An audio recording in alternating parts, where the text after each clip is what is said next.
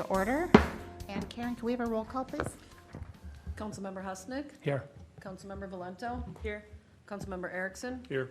Councilmember Roberts. Here. And Mayor Bain. Here. I'd like to invite everyone to rise and join us for the Pledge of Allegiance. Pledge allegiance to the flag of the United States of America and to the republic for which it stands, one nation, under God, indivisible, with liberty and justice for all. Council, we have an agenda before you this evening. I will entertain a motion to approve or any changes. I'll make a motion to approve the agenda. Second. There's a motion and a second. All those in favor signal by saying aye. Aye. Oppose? And our agenda is approved. Our first item this evening, we have the pleasure of getting a legislative update from Senator Housley and Representative Anderson. And we're so glad you're here. Happy to hear an update. And the floor is yours.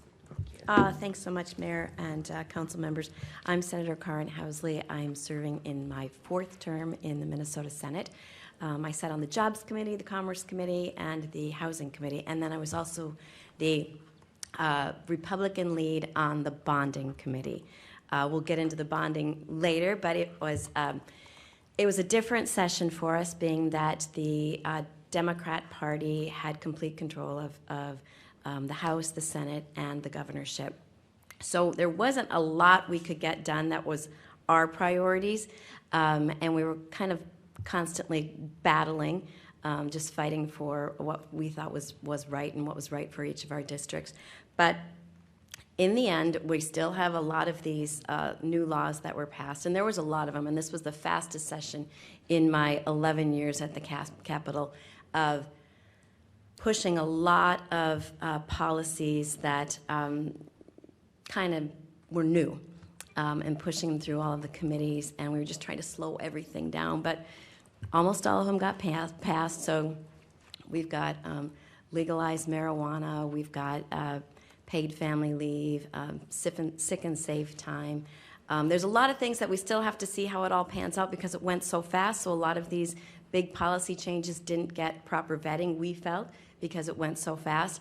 But in the end, again, being the chair of the bonding committee, or the Republican lead of the bonding committee, we were so happy that we were able to bring back some funding and bring some resources here in our district, Forest Lake and Stillwater and Hugo. So I'll have Patty go into what we actually, and you guys already know, but maybe the people watching don't know what we got for Forest Lake. Good opportunity to say it again. Yeah, thank you, Madam Mayor and council members. I'm Patty Anderson. I'm in my actual first term as a legislator representing Forest Lake, Hugo, kind of down south, Delwood, in Amanamida and Willany. It was, as Senator Housley said, it was quite a very fast-paced session. Many changes, which went into effect July 1, but I think will be very noticeable later in the year. For us in the minority party, it was frustrating, but it is what it is, right? So we lost, so that's how it happens. So, but we were, thanks to a lot of it was Senator Housley as the Republican lead on the bonding committee. She was able to really kind of make sure that we got our things that we needed, and we got things for Forest Lake. Forest Lake has a lot of needs. The mayor and council and the city administrator gave us a list and said, hey, if you can help, if you can do any of these things, please do. And so we were happy to really push and hold out until the end to make sure that we got things for our district. The Eureka Avenue, that's a huge project, and I understand you'll be starting that tonight, voting on some of that tonight. I think $4.5 million. $4.5 million, which is significant. The wetland and the water issue and the Hugo Forest Lake border, which I think will start to open up development there. That was over 5.7. 5.7. See, she knows. And we were able to help. The funding is in place now, I think, for the vet memorial, which is amazing. I hope that you've seen all the photos. I know this park department's heavily involved in that, and that's very, very exciting. And it's gonna be just an iconic thing in the center, you know, over by the beach. So just, it's gonna be great. And am I missing anything? No, I think that's good. I want to thank you, Madam Mayor, as Patty said, or Representative Anderson said, we held out through most of the session because that's the one thing that we did have was the Democrat Party needed to get 2/3 of the Republicans to also vote for the bonding bill, or 2/3 of the total chamber to vote. So they needed Republican votes. So we really, really held out to the very, very end. So we didn't know how much money we were going to be allotted to the Republicans' House and Senate, and then Democrat House and Senate until the very end. So I want to thank you so much for answering every single late-night text that I gave you. People need to know, she was up till 2 in the morning one night, and I'm texting her, okay, so Eureka Avenue, now is this one of the priorities? How much money? Is this okay if we do this? And you were so responsive and gracious, so Happy to do it. thank you so much, because a lot of this would have happened if you didn't answer quickly. If you didn't answer quickly, we were moving on. No, I wouldn't do that. But, And it's fun when the response back was, we got all 3, so that's good. Like, Yeah, yes. yeah, yeah. So, thank you. yeah, so thank you very, very much. And thank you all for your support through the session, because it was difficult, and so it's nice when we do get emails and phone calls from those of you that are backing us up to continue the fight. And we will continue to, and hopefully we can keep those taxes low. It was a Yeah. little disappointing this year, but we're going to keep fighting for it. Thank you so much. Yeah, thank you. There's immediate impact to our 10-year plan. Eureka Avenue has sped up in priority and was a place of, having $4.5 million of a project that needs to be done right away, has impact to other streets that also have priority and needs. And so for us to be able to fill that hole quickly was helpful. And then the stormwater project to the south, to the Hugo border, really does help set the stage for development. But it's something that without some additional assistance, we weren't going to be able to just do it ourselves. It's on paper the perfect project that this is the way development should happen, but funding it is challenging. So having that assistance, we've got some partnership now with the school district as well, with some property that they are looking at, that really will help escalate that. And that just helps the entire community. So much appreciated. And then the Veterans Memorial Park is just fabulous, and Yeah. also went from being a project that was looking for funding, and we've been wanting to do it for many, many years. So now to have that funded is really just a nice icing and cherry on top. So many, many thanks. So Yeah. really appreciate all of your hard work. Yeah. Madam Mayor, I just wanted to thank, on the Veterans Project, Ron Miller.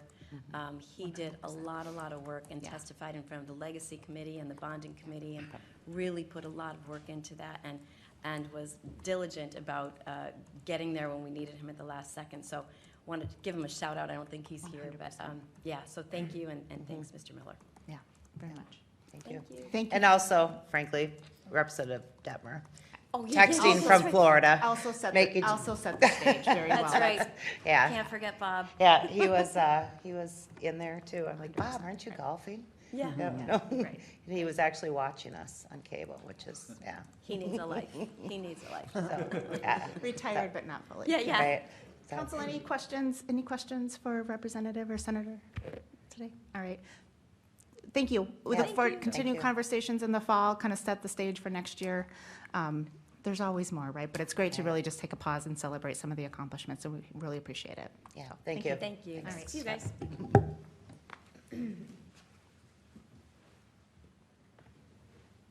All right, our next item this evening is open forum, and open forum is any interested party's opportunity to address council on any topic of their choosing.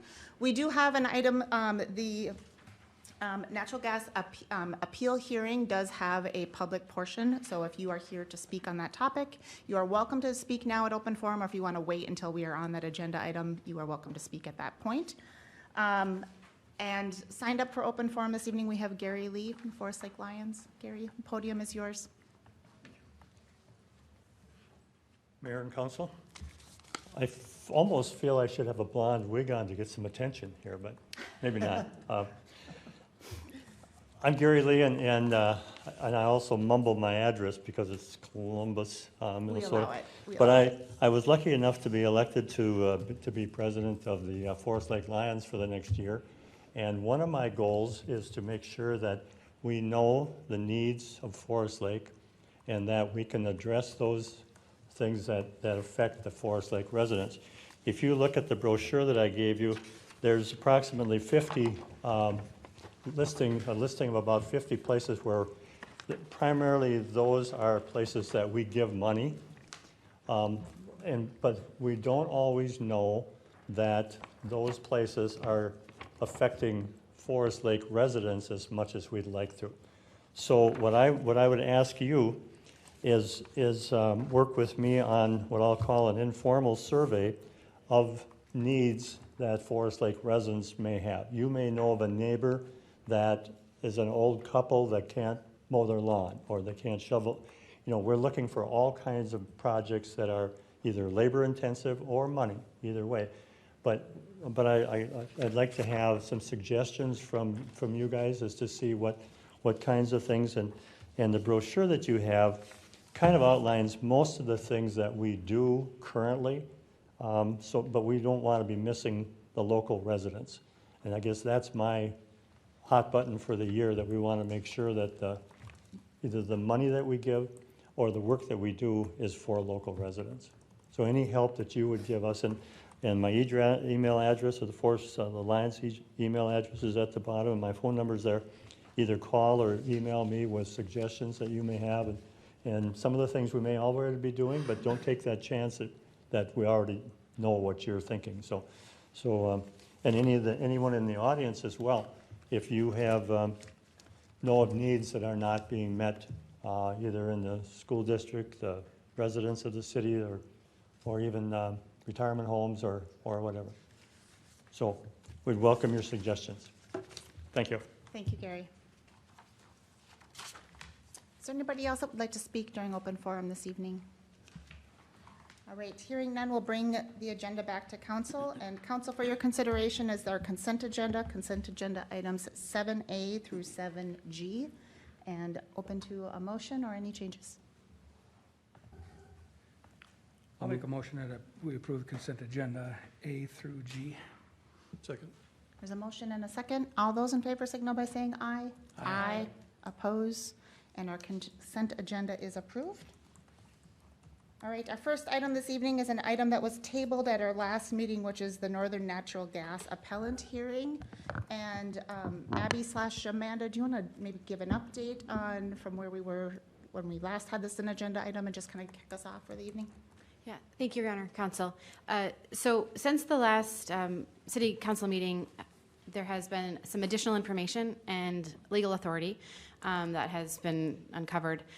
Specifically, there were some questions at the last meeting about the 60-day clock, which is a function of Minnesota statute, specifically Minnesota Statute 1599. The 60-day clock for the Northern Gas conditional use permit expired on May 22nd.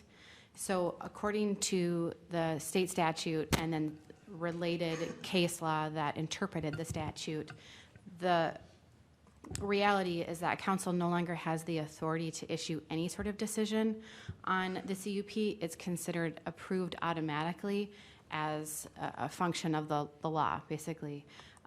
It's called operation under the law. In the memo that I provided for you for this council meeting, I do advise that council take a series of actions. The first one is to make a motion to find that the two appeals that are challenging the CUP are moot in accordance with Minnesota Statute 1599 and the related case law, which is Moreno v. City of Minneapolis. A second motion to find that the Northern Natural Gas CUP is approved by operation of law. But then I would also ask that you still allow the appellants the opportunity to present their evidence and provide Northern Natural Gas with the opportunity to respond. And if you choose to open it up to the public, any public comment that would be also onto the record. And then make a non-binding finding of either support or that the Planning Commission correctly applied the legal criteria, or finding that the Planning Commission incorrectly applied the legal criteria. The reason for that is to provide the appellants with their due process rights, which is to be heard on this issue. I can take additional questions. I know this is a little clunky and awkward, and obviously, you know, I apologize for that.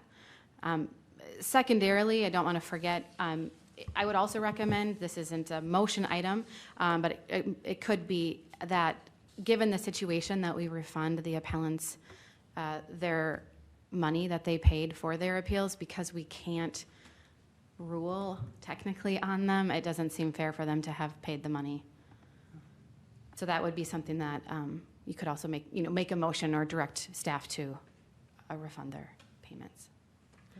I'm available for questions. I know, like I said, I know this is a little bit clunky, so if there's any questions, I'm available for questions from you, or if the applicant, and they come up and they need some clarity as well.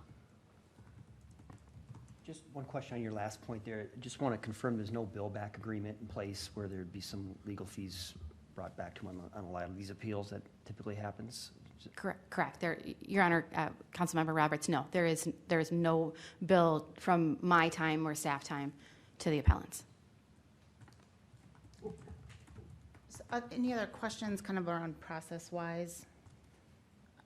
Otherwise, I think we would proceed as Amanda recommended, which would be first consideration of a motion related to the two appeals.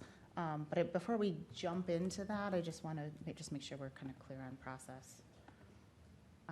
And ultimately tonight that there will be an opportunity for the appellant to be held. I do think it's important, kind of given the timing and the unfortunateness of that there wasn't an extension filed, that the appeal fees be, I think that's fair that those appeal fees be refunded. And so I've just kind of noted here on our list, under like number 2, I'll just add an additional item to refund those appeal fees. But I also do think that it is important that, you know, we aren't the only governing body that is, that this project impacts. And so I think it's important that even though the appeal might be mute from a legal perspective, that it is allowed to be like heard on the record, that there is kind of both sides heard on the record. And so I think, again, although technically moot, I think there is still a good opportunity to at least hear the appeal, and for council to weigh in on the decision that was made by the Planning Commission, because that also has consequence. So with that, to kind of get us kicked off, I'm just going to kind of follow through the order that Amanda had laid out for us. So I would move that the two appeals challenging the approval of Northern Natural Gas, the CUP, are moot and in accordance with Minnesota Statute Section 1599 and Moreno versus the City of Forest Lake. Again, so I would move that council would find in favor of those two appeals. I'll second. Oh, go ahead. Sorry. I'll second. I'll second. Go ahead. Motion, second. One of you can second it. Any discussion on this particular point? We'll have opportunity for discussion as we go through these. All right. All those in favor signal by saying aye. Aye. Aye. Oppose? All right, motion carries. And then the second follow-up to that would be a motion to find that the Northern Natural Gas has a CUP approval by operation of law under the requirements of Minnesota Statute Section 1599 and Moreno versus the City of Minneapolis. Is there a second on that motion?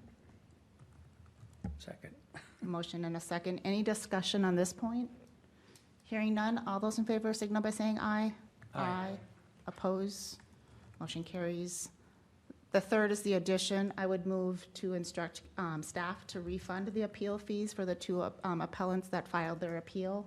Is there a second to refund the appeal fee? I believe that fee was $500. Is that correct? Second. Motion and a second. Any discussion on the refunding that fee? Hearing none, all those in favor signal by saying aye. Aye. Oppose? Motion carries.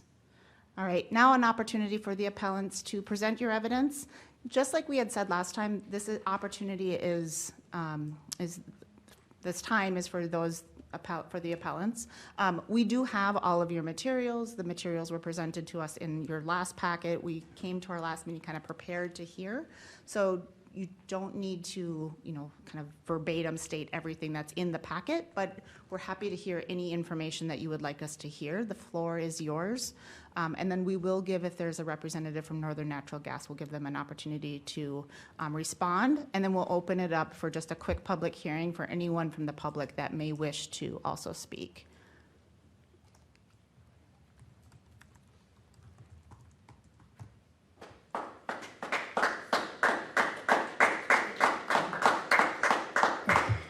Welcome. Hi. Thank you Could I all for have you s- gathering. Could I have you start with your name, just for the record? It's Emily Jelfs. Thank you. Yeah, thank you for all gathering for no reason. I've come here this evening to let you all know how disappointed I am. I'd like to start off by sharing how deceitful Abby Jo Whitman is. Mara Bain, her behavior and her competency falls back onto you. On May 10th, Abby Jo Whitman disclosed to the room the process of the appeal, including the deadline and that there would be a fee. By May 16th and May 17th, both appeals were in. By May 22nd, our appeals and $500 were moot. I found this out on July 7th via email from Abby Jo Whitman. Abby Jo Whitman misled the public into thinking an authentic appeal process was possible. On May 17th, when I went to deliver my appeal, per the deadline and instruction given by Abby Jo Whitman, she stated I didn't have to pay. I actually had to ask 4 times if that was correct. Abby insisted I did not have to pay. Later that day at 1:59 p.m., she's supposedly calling me at work, leaving me voicemails and emails asking I pay the fee that she said I did not have to pay. Abby's words were, quote, "I'm so sorry for my error and conflicting information. Please call if you would like to discuss." Abby Jo Whitman wrongfully took $500, knowing that the deadline was May 22nd. Abby Jo Whitman has lied about the appeal process, lied about the due dates and fees, and now has lied about providing me notes and materials. A majority of you gathered on June 1st at 3:30 p.m., 15 days after both appeals, had already drawn the attention of your lawyer. Based on, quote, members who may be present at that meeting, Abby Jo Whitman was not listed. Now I understand you all can't say much about that.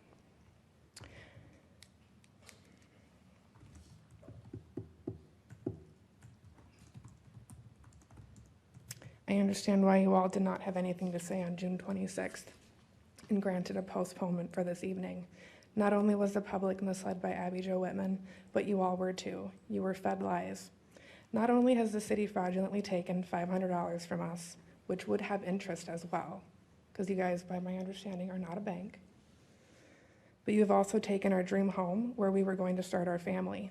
You've taken away our safety, our life savings, and due process with the appeals. When something is taken, it's to be expected to be paid for. Mara Bain, your city board, and your planning commission has allowed this to happen. You were all at fault. I'd like you all to imagine yourselves and your family enduring this tragedy. For the last several months, I've had to try and fight for my rights, my neighbors' rights. My appeal showed the blast radius of this valve, the potential contamination that could wreak and ruin several surrounding homes and wildlife. It stated our inability to flee if there were ever an explosion or mishandling, such as the ones disclosed in our appeals under the watch of Northern Natural Gas. Ultimately, it showed that even though I'm new to the community, I cared for my neighbors. I cared for the land and resources that draw others to this city. Does this mishap fit the city's slogan, as good as it sounds, or is it just the pure corruption you've all had to play in?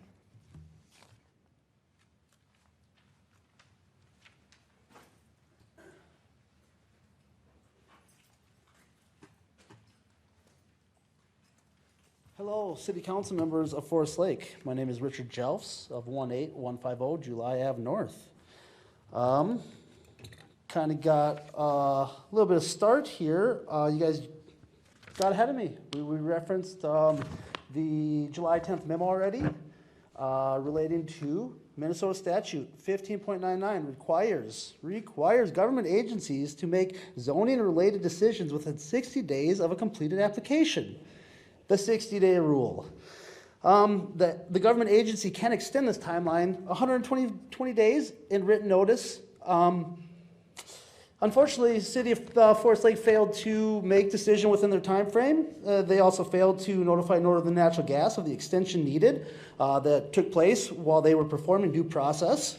So I find that that's an issue that we're going to have to settle sooner or later. Page 2 of said memo states, right here, second paragraph, after May 22nd, 2023, the council lacks the authority to review the planning commission's approval. So, again, we've already touched base on this, it's moot. Moot being defined as having little or no relevant application. Well, I've emailed you guys about this. I've shown you the verification that the city was in receipt within our 60-day time frame. We were successfully completed, fees paid. I have to laugh if you think that sending our $500 back is going to appease us. We will be pursuing you guys in court for other things. But basically, yeah, you guys have no authority here. What's done is done. It's approved. So we'll leave that memo there. Again, Emily's already touched on this. The notice of the special meeting. Forest Lake City Center, the Castlewood Golf Course, Thursday, June 1st at 3:30 p.m. This is to serve as notice of a special meeting to be held at the Castlewood Golf Course Clubhouse, June 1st, 2023, 3:30 p.m., and a possible quorum of the Forest Lake City Council, Economic Development Authority, and Planning Commission. These groups may participate in discussion, but will not act in capacity to make decisions. Sounds to me like Planning Commission and the City Council are the people who make the decisions around here, and they all met off the record on June 1st. I would be hard-pressed to believe it didn't involve discussion and debate about my appeal. There's no minutes posted on this, but it will be a topic of inquiry in a courtroom. Let's go on to the June 26th memo. Okay, bottom of page 1, regarding the CUP request. The CUP required applies only to the portion of the pipeline that is in the floodway overlay district. Northern does not require any planning or zoning approvals for the areas of the pipeline that are outside of the floodway overlay district, including the section of pipe that comes out of the ground as part of the valve setting. The valve setting itself does not require city approvals. So basically, you guys have said it from the get-go, your jurisdiction is limited to this little bubble of under the directional boring under the lake. I guess my biggest contention and where you guys and I diverge is that it was said on May 10th, prior to the Planning Commission making their decision, that approval of the CUP was an exclusive requirement for the infrastructure to be placed at this location. Without the approval, the gas station or the pipeline, the valve setting, couldn't be placed here. I'll go on to say that infrastructure we're talking about houses compressed natural explosive materials. And the location is in the middle of 7 houses. Multiple people, we're talking 20 souls plus, that are directly affected by this. It's not just, you guys did not just vote to bore under the lake. You voted to give access to Northern Natural Gas on this corner that's in the middle of houses and houses and houses. Here's the picture of it. You can find this online. I'm sure you've seen it. We're looking at valve location here, 180th Street, July. Adam and Denise Thule. There's another house. Here's my house. We've got Gary, Byron, and the Schmiejas. They're a classy bunch. I guess I'll start by just reading my opening paragraph here that was page 1 of my appeal.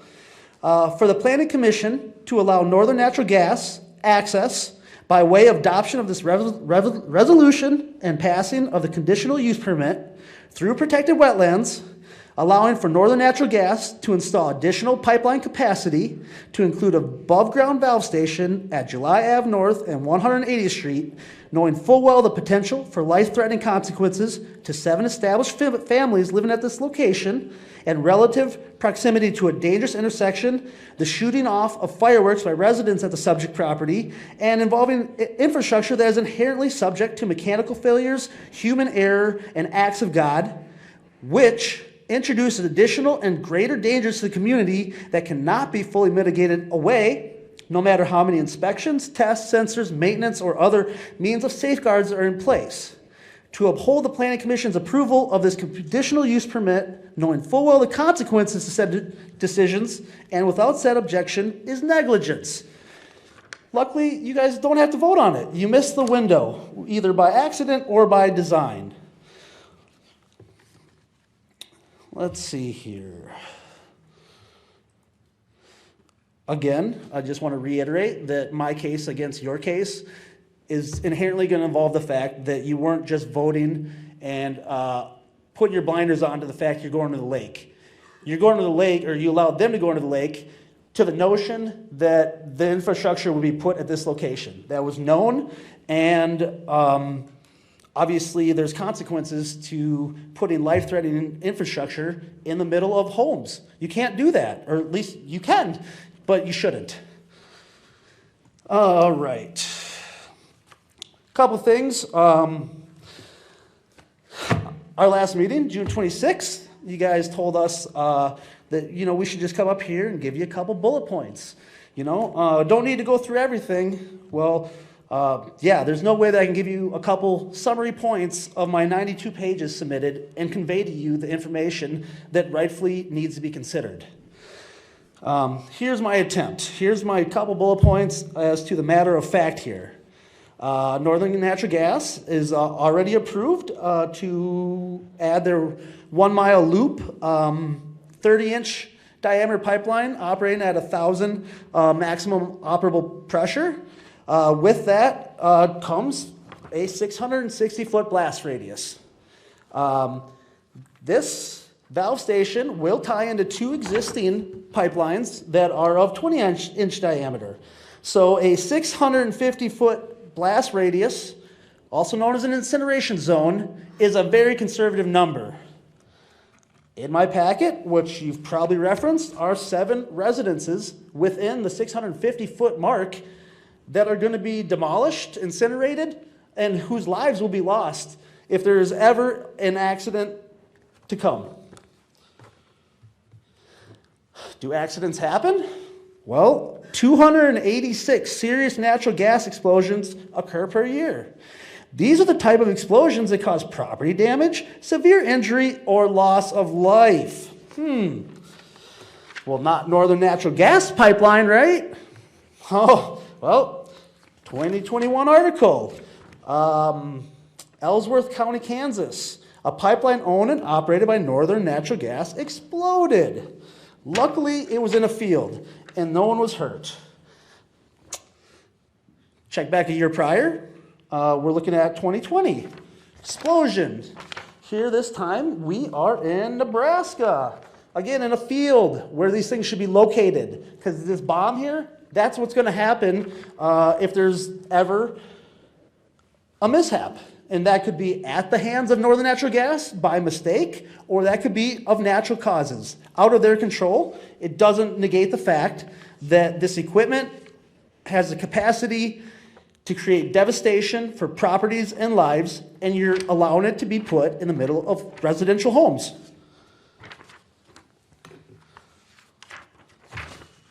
Obviously, I submitted 22 exhibits with my submission.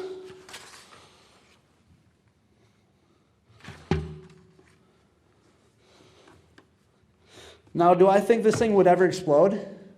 Probably not. But could it? It's made to hold compressed flammable gas. Compressed flammable materials, that's how you make a bomb. And although this is regulated and has some control measures, there's no 100% guarantee that those will always work. So, do I think it's going to explode? No. I'll give them the benefit of the doubt, even though I know their pipelines explode. I've got documented evidence of it. But it could. And with the fact that not only could it explode, it's not like a bomb-making factory where the workers will go home at 5 o'clock. For the lifetime of the operation of this equipment, while there is compressed natural gas inside of it, 24 hours a day, 7 days a week, 365 days a year, the potential for an explosion is there. You can't get rid of it. So I guess I would just say that until I know for a fact that many people have been compensated, or there are already promises to compensate healthfully many of the neighbors in the neighborhood in relation to this, I would say that until the day Northern Natural Gas comes knocking on my door and is looking to compensate me for the loss of safety that I'm going to experience every day, or every moment, I should say, while I occupy my own residence, until they come and try and right that wrong, I will be pursuing legal matters against them and the city of Forest Lake. In closing, I realize that this is all for nothing. You guys had a window of opportunity, 6 days expiring after my legal appeal submission, and you tell me today that obviously you made a mistake and I'll get my $500 or my $250 back. Well, I mean, I don't know if that is really going to work out here. I just know that there's not a chance on God's green earth that if we were talking about this adjacent to your property, that you would be anywhere near where you are. It's absurd that you guys would not do this to your friends or family, but you're willing to do it to us. So I guess as an ending statement, further communications will come from my attorney. Thank you for your time. Thank you.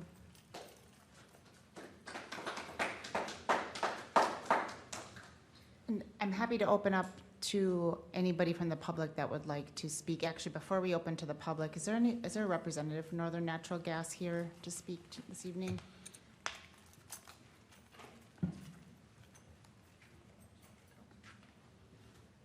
I'm Stephen Martinez with Northern Natural Gas. We operate at 1120 Center Point Drive in Mendota Heights, Minnesota. Welcome. I just have a few things in regards to that. I did just want to mention that irregardless of whatever decisions would have been made by the Planning Commission and the City Council, Northern Natural Gas is actually regulated underneath the Natural Gas Act, which is 15 U.S.C. 17. In addition to that, we are regulated by PHMSA under the 1968 amendment for natural gas. And in regards to that, regardless of any decisions that you may have made, we would have had preemption to those in regards to the acts that were available. We won't comment on any of the statements that were made here tonight, but I just want to let you aware of that information. Understand. And are those two separate bodies? Could you say those one more time, just what the... Yeah, so and we're are they regulated. Are they federal bodies? They are, correct. So we're regulated by FERC, which is the Federal Regulatory Energy Commission, and that's under the Natural Gas Act of 15 U.S.C.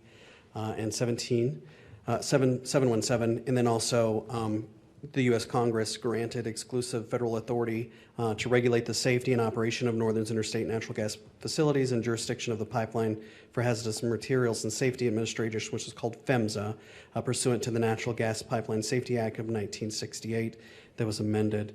And I also supplied this over to the city with the information directly related that you could request if you need additional clarification on it. Understood. Thank you. You're welcome.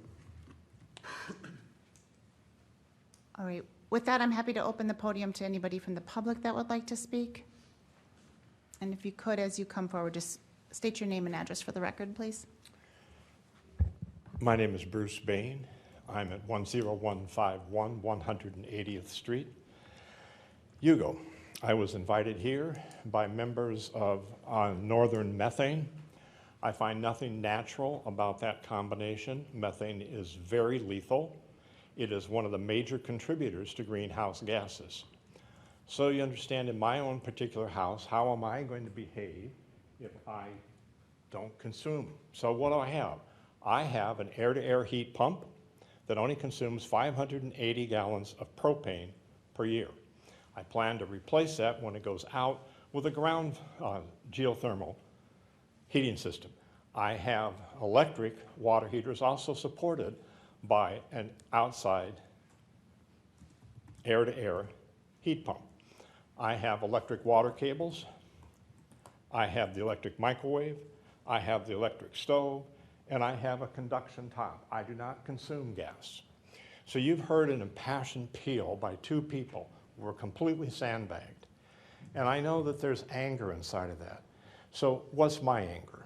My anger is that I don't understand the tremendous difference between what Abby said, Abby, right?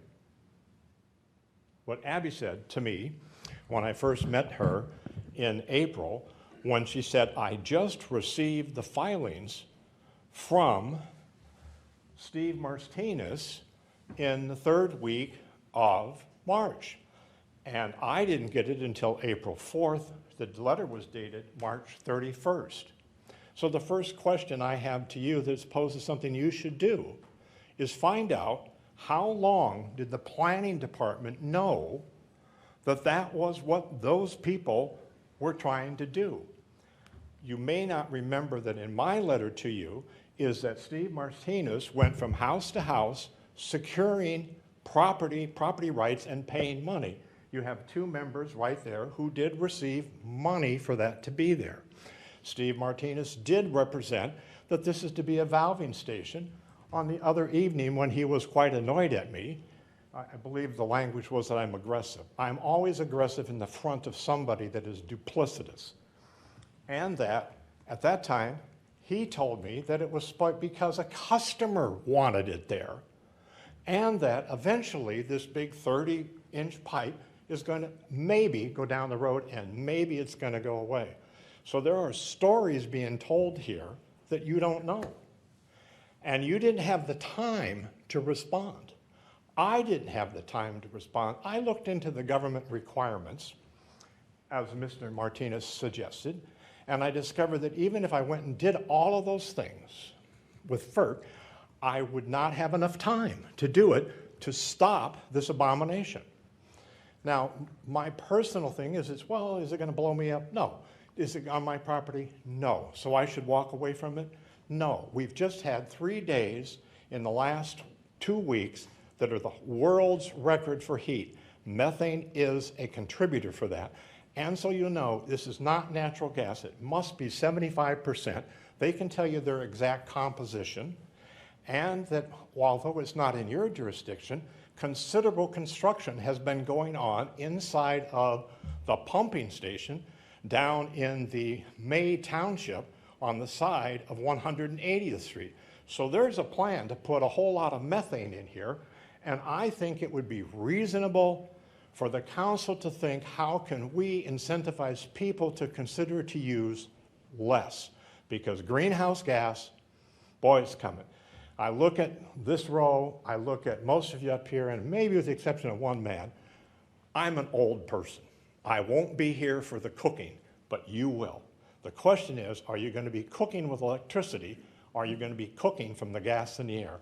And I really think that you should consider the information that she had and the date she had it and when it went out to the neighborhood. And when he was supposed to send it, he told me that, because I said, well, wait a minute, you sent me this letter, I didn't respond right away, and then you sent out somebody knocking on the door. Wanted to have permission. When they decided to go across the street, never heard from them. I was curious, what's going on? I went to one of my other neighbors and found out, oh, he's been going up and down making deals, putting money in checks, and none of you had the opportunity to consider or even review it at the time that he's out there spending money. That's duplicitous, Steve. You can tell that I'm placing a lot of blame on one person. He's the right-of-way agent. My perception is, sounds like, it's the right-of-way, my way, right-of-way agent. But what I want you to look at is a conversation with your planning department to find out when they received it. And if in fact they had received it, why was it that I didn't get it until April 4th? Because even at April 4th, the amount of time and energy to prepare a response that you could review to make an intelligent decision was out of the window. Thank you very much. Thank you. Open forum is still open. Is there anyone else that would like to speak on this topic?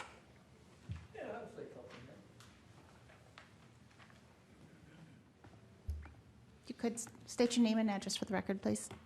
Hi, my name's Dean Lopez, and I live on 166 180th Street North, where they're going through on the lake. What I got to say, he's talking about how they, pay money for easements and all that.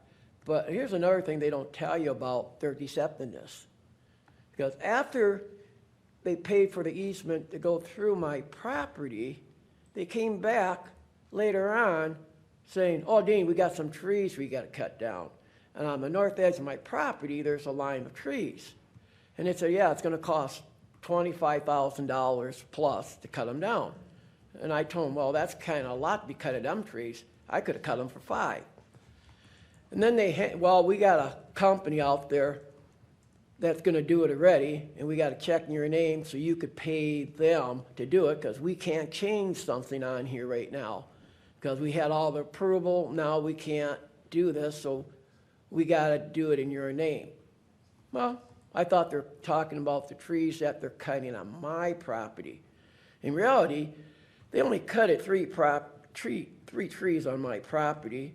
They made a hell of a mess in my field where they cut the neighbor's trees, where I probably got to go over there and pick up all the branches out, because if I plow or use any of my equipment, it's going to wreck my equipment. And then they wrote that form of check like they gave me the money, so I had to report it on my taxes as income that I got from them. In reality, it was for them getting trees cut that they did not get approval for telling you what the scope of their work, what they're going to have to do. So, see, they're kind of deceiving everybody when they say they do stuff, because they're talking about the trees starting from their station all the way over across the lake. And they made it sound like they're going to be cutting my trees. That's why I asked them, $25,000 to cut these trees, that's ridiculous. But then to find out that they're cutting the tree lines for the whole way, and they're saying, well, they couldn't do something because they didn't have approval or what. But see, they're trying to deceive everybody and go around it in another boat. Just another step, another way around it. And that's what I'm saying, when they are doing stuff, it's not always like they say, and I laid a lot of pipeline. I went through swamps and everything with gas lines and all that, and I just got a question. And every time they lay a pipeline, because I've been there, been two pipelines through my property now. And this is going to be the third. You got this one here, then they want another 75 feet, easement on each side, then another 75 feet. And I'm just kind of wondering, why don't you just bore deeper underneath the other two that they have? And I know they can do that, because I worked with companies that have done that, where, because now where they're going to my neighbor's place, they're going through the lake, they're taking up a couple acres of land that's going to be completely useless because you got pipe underneath there. I'm just wondering, why don't they just bore underneath the line where they got? If they say they got their pipe 6 feet down, bore 12 feet down underneath it and run the same line. Because I've seen that done through swamps where we bored through it and they get all the machinery on the cables and all that, and we pull that pipe right on through swamps and all that, where they got to, bore underground and all that. And I'm just wondering, why wasn't that an option? Why do they keep taking 75, needing 75 feet on this side of the pipe, 75, then they want the other pipe 75. Next thing you know, they got 300 feet of easement they keep taking up, and land is valuable right now. So I'm just trying to tell you, like on that tree thing, because they said they couldn't basically do it legally. So they come around, well, Dean, we got to cut some trees on your property. 3 trees, $25,000, they're saying. I thought they're going to go on the north side of my line and cut all my trees down to get all their equipment. And I was thinking, yeah, they can just go through my field. But no, that wasn't the case. They started from their station all the way to every tree that they had to cut down. And you want to talk about being deceitful, that's what they are. They don't really tell you exactly what they're going to do. They'll try to bend around it, twist around it. So I'm just telling you how they do stuff that I found out, and that really pissed me off, because I thought they were taking my trees down, and they didn't mention my neighbor's tree, my neighbor's tree, or the whole trees in everybody's line, and basically have me put that money down as income towards me. So I think all you guys will be mad and say, hey, it's going to be $25,000 to cut these trees. We got the company which they got the company already there to bid to do it. Here, we're just gonna write you out a check here, blah, blah, you put in your bank and just write them out a check for $25,000, you know? They never said it was gonna be income towards me, but they say, well, we can't really do it legally because we didn't include this in the deal that we were doing when whoever they give all the information to. So, I mean, you know, if deceitfulness comes into play here, what else are they not telling everybody, you know? And I'm just kind of pissed off with that because my tax man, told me, the way they did it, they paid you $25,000. I go, no, they didn't. That was for the trees. The way they write it up, so like they paid me like that was income they gave me, you know? In reality, it was for work that they had to do and they couldn't get approval for. Let them explain it to you guys. You got somebody here? Let them explain it to you and see what they have to say now.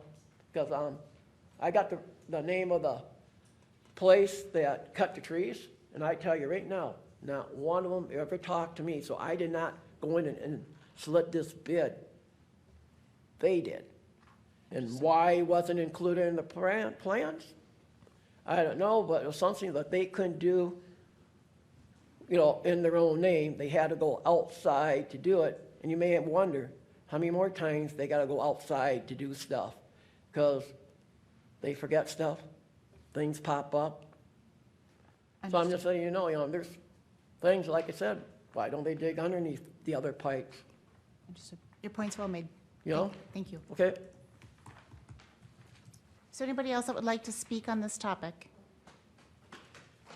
All right, we appreciate everybody being here this evening. Let's bring conversation back to council. Council before us is consideration. Let me get back to my notes here.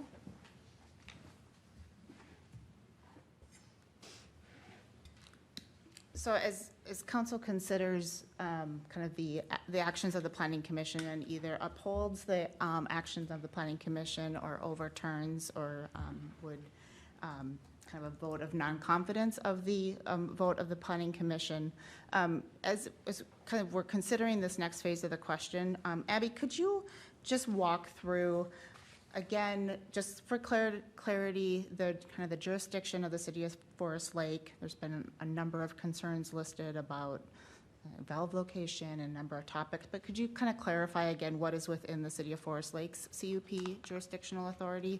And then could you just walk through highlight the criteria for the floodplain overlay? Just as I understand it, that is the criteria that the Planning Commission applied. And could you just highlight that for us as well? Sure. Wasn't quite prepared. Don't have my notes right in front of me, but the city's jurisdiction for a conditional use permit is for, I think if I remember right, a utility line, or I don't remember the exact code statute for through the floodplain. So it really is that jurisdiction just around and in between under the pond that's being proposed. As a reminder, conditional use permits in our code are uses that are allowed. We just have the right to add conditions to that approval. Generally speaking, there's a whole series of things in our code that the city can look at when they're considering use permits, but you want to see that what you're looking at there isn't, that it's compatible with the neighborhood, that there is not going to be any sort of negative impacts. So we close public comment if we could hold comment for council.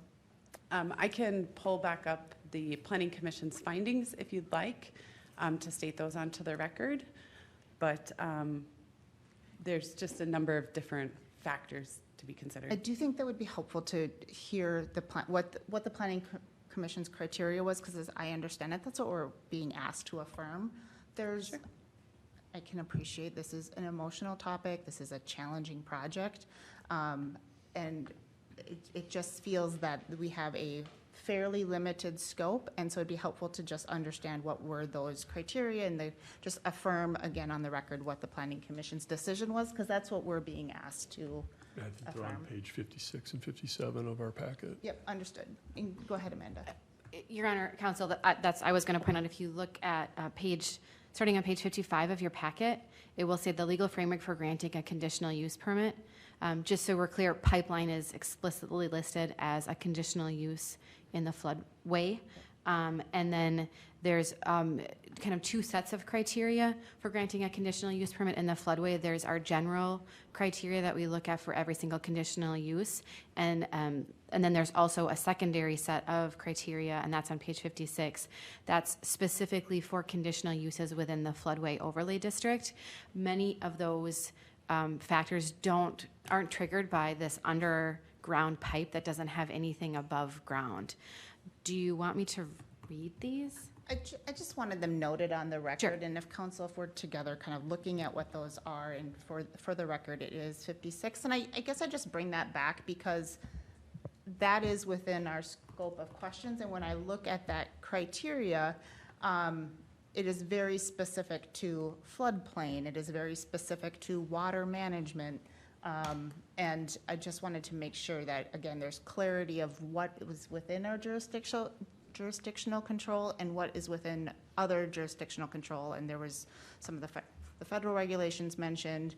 I also believe that there is some state regulation in play as well, because again, I can appreciate the concerns of the property owners, but it's, I think, important to note that we have kind of a very limited scope of criteria that I just wanted to make sure that we were clear on. So I don't think we need to read it, and just wanted to make sure that it was on the record. Madam Mayor, the Planning Commission was tasked to look at this COP. They weren't involved with determining where the valving station was going to be or anything like that. It was whether or not they could go underneath that wetland. That was it. And they did their work, I think, and they gave it due consideration, and they weren't involved with anything else beyond that. And so as far as the COP is concerned, I think they got it right. And I think they did their due diligence on the whole thing. And when you look at all the criteria or the conditions that go with it, I don't know what else they could have done.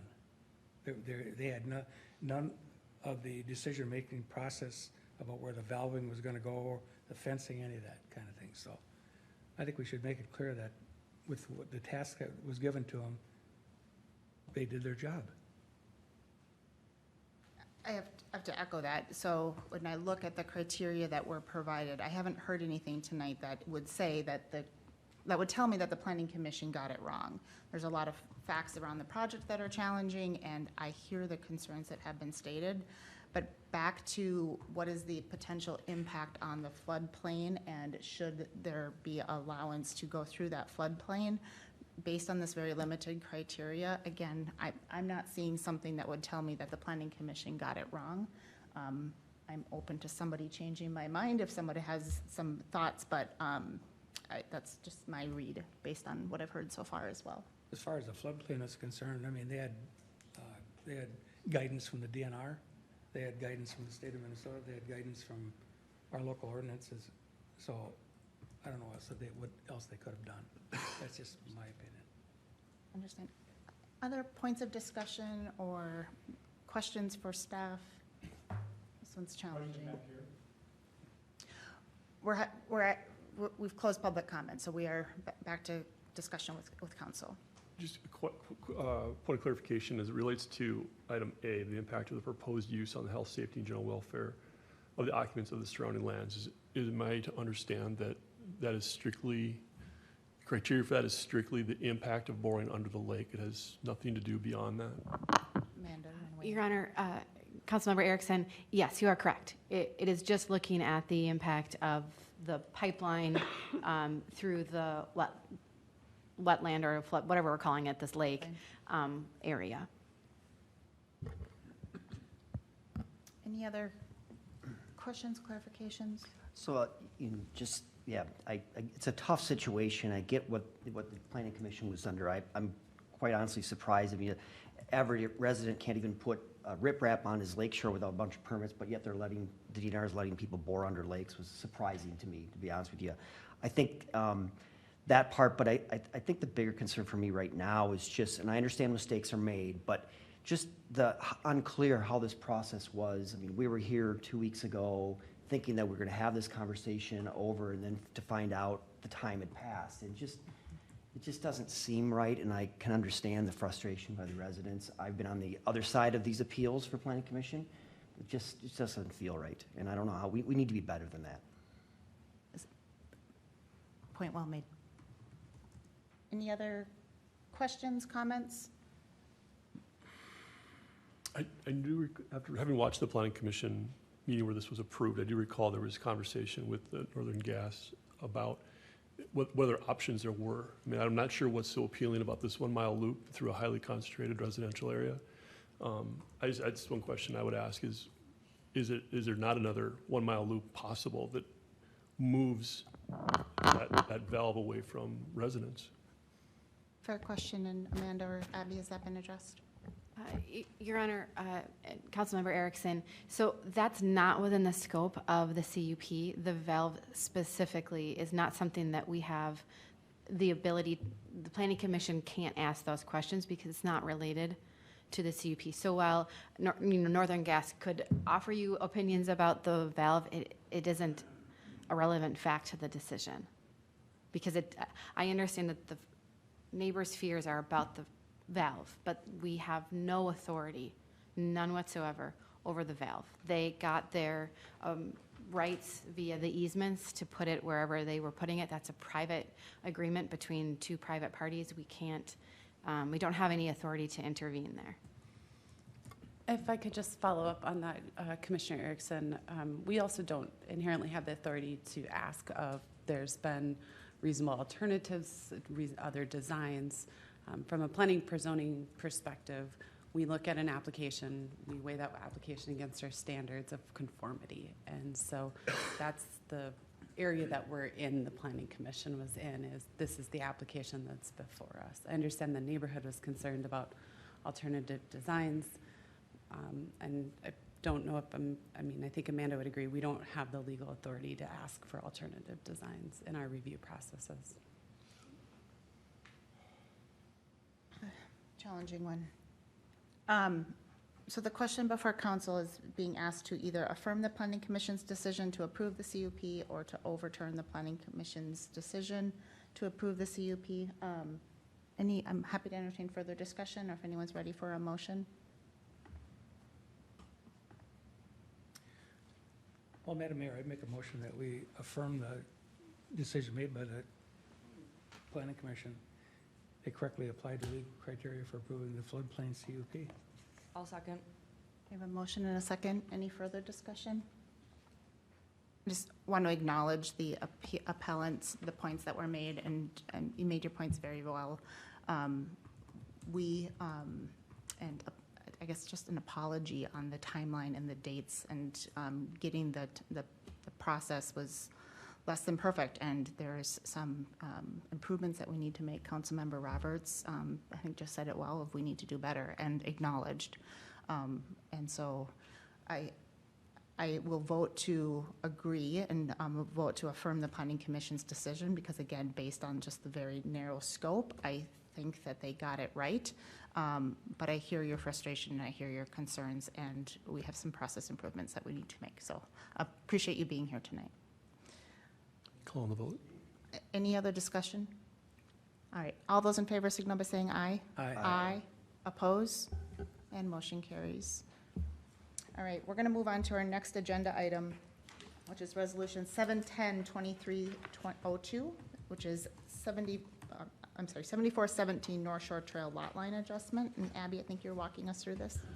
I am. Thank you, Mayor Bay and members of the council. About a year ago, the city was approached by representatives of 7417 North Shore Trail North regarding their inability to sell their property due to a title issue. Karen, could you please pull up my screen, please? At the time, a year ago, it was determined that the property, because of a series of issues, actually was the legal description defined with the property was well into the North Shore Trail right-of-way, or what would be the right-of-way. The challenge with that is that they wanted to sell the property, and North Shore Trail had since been redeveloped, and they needed to adjust that boundary to be able to sell the property. The property owner's representative worked with our legal team to talk about doing a deed, what we kind of swap or a lot line adjustment that would adjust that boundary of the property extending into the right-of-way or the area travel path of the road. Ooh, we got too far out here. Zoom out a little bit. The new lot line that's being proposed would clean up that, what would that be, easterly lot line. So the action tonight before you is essentially to approve or consideration of approval of Resolution 07-10-2302, which would not only deed the landowner, I know this sounds a little funky, deed the landowner the land, which clears up all previous title issues, but also then accept the North Shore Trail right-of-way so that we would have that in fee title. So that one resolution actually takes those two actions, and staff would recommend the council move to approve Resolution 07-10-2302 tonight. Do you have any questions for me? Have we received any feedback on why we shouldn't proceed? Any adjoining property concerns or any? This isn't something that we have to notice for. I will, let's see if I've got this. If you give me just a second here, I'm gonna unplug. Let me pull up the property. So I'm thinking what has happened, and this sort of stuff is really common in old areas of communities. So this is an unplatted property that's bordered on two sides by platted neighborhoods. There's one other property in this area that's also affected that hasn't come up at this time, that has become a title issue. It may never come up as a title issue, but with this one it is. We don't have to notify any neighborhood. Abby, are you intending for us to see your screen? I am not. I'm just trying to get to the property. If you give me just a second. I was closing some stuff that doesn't need to just be the, when I'm zooming around maps here. This isn't an action that requires any sort of public noticing. So 7417 is right on the edge of the Northern Lake Highlands plat and very close to the Cedar Park plat. Both of these plats are referenced in the legal description, making it even just more convoluted. The one thing that I'll note on the record is there's no formal findings for a request like this. Generally speaking, though, in the planning, zoning, land use world, we look to see if what we're looking to do is there's a public benefit for it. Well, cleaning up this title issue and acquiring the right-of-way through here, fee title at no cost to the taxpayers, there's public benefit there. And so I think even though we didn't poll the neighborhood, there is no adverse impact on the neighborhood or adjacent property owners. It's actually to their benefit because then we own that road right-of-way outright now. Understood. Council, any questions for Abby? So there is public benefit by doing this. There is public benefit. Again, the certificate of survey, this is the existing conditions where that property line is going right to the middle of the road right away. Under the new circumstance, that property line would be shored up to kind of line up with those adjacent property owners, and we would obtain that additional right of way. So there's, a general public benefit of obtaining the road right away at no additional cost to the city and the taxpayers, but also just public benefit in helping property owners clean up these title issues where we can with something as simple as a deed swap. Any other questions? And it was the property owner that kind of initiated this? This issue? was, yes. Property owner initiated, like I said, a little over a year ago. I think that they were having trouble selling the property with the title as it was. So I'll make a motion. I've had property just down the road there, and are you ready for a motion? Or not? Yeah, absolutely. I'll make the motion that we approve resolution 07-10-2302, 7417 North Shore Trail Lot Adjustment. Second. Motion and a second. Any further discussion? Hearing none. All those in favor signal by saying aye. Aye. Aye. Oppose? And motion carries. Brings us to our next item this evening, Resolution 710-2303, Declaration of Official Intent of the City of Forest Lake to reimburse certain expenditures from proceeds of bonds to be issued by the city. And Kevin, I believe you're walking us through this. Yes, I am. Mayor and fellow council members. As mentioned earlier, with the legislative update, the city did receive state funding for Eureka Avenue. Due to not receiving many details on how the reimbursement process will work or how the funds will be distributed for this project, and with the planning phase and starting soon, so we can complete that construction in 2024, this resolution is authorizing if the city would need to issue bonds to pay for that project up front, and then get reimbursed, and then pay those bonds and reimburse themselves with those bonds, we would be able to claim those expenditures for those bonds. So when you issue bonds, you need to have a resolution, if you incur costs, which we will be shortly, and issue bonds at a future date. If this resolution is not passed, we are not able to claim those expenditures and reimburse ourselves through those bond proceeds. So this resolution is just more of a safeguard right now. It's not committing to saying that we are issuing bonds for Eureka Avenue or any other nature. It's just saying that if we do, we are able to reimburse ourselves for those costs. Thank you, Kevin. Any questions for Kevin? Hearing none, open to a motion if anyone is ready. I'll make a motion to approve Resolution 0710-2303, declaring the official intent of the City of Forest Lake, Minnesota, to reimburse certain expenditures from the proceeds of bonds to be issued by the city. Second. Motion and a second. Any further discussion? Hearing none. All those in favor signal by saying aye. Aye. Oppose, and motion carries. Next item this evening is to authorize preparation of plans and specs for Eureka Avenue. And Ryan, I believe it's Ryan, right? Are you? Yep. Yeah, Mayor, City thank you. Council, next agenda item we have for you tonight is the Eureka Avenue improvements. Formal request to authorize preparation of plans and specifications. The project does have a very tight timeline to deliver us for a 2024 construction period. We did seek to see if this could be pushed out a year, but with MnDOT's project on 97 starting in 25, and then the two Washington County projects, it's just ideal that if the city can pull this off for 24 construction, and we're the agency that can do that versus the state and the county on their projects. We're coming tonight for this formal request. This morning we did have a meeting with MnDOT's project representatives on the project grant. So this project will be funded through this grant from the state general funds to be administered by MnDOT state aid through a 2023 local road improvement program, which is the same grant that we got for the south leg of the Headwaters Parkway and roundabout at Fenway. So very familiar with working this, and we've got it in other communities around here. And so moving forward, next step would be this step. We did pull two so I might confuse you with some stuff that I've said in the past. So like our traditional state aid projects, we can't request reimbursement until we award the project, right? So that might be some of the language you've heard if you've picked that up or digested that. In this case, we confirmed this morning, we've pulled two separate state aid projects or requests. We'll have the design phase and the construction phase so we can get reimbursement as the project proceeds. Instead of waiting for a project award, that would be per the calendar here, in May of 24. So Kevin was being proactive because we didn't know all the details that we found out this morning. But in the event, for some reason, if you still had to do that route, you would have that legal authority to do so.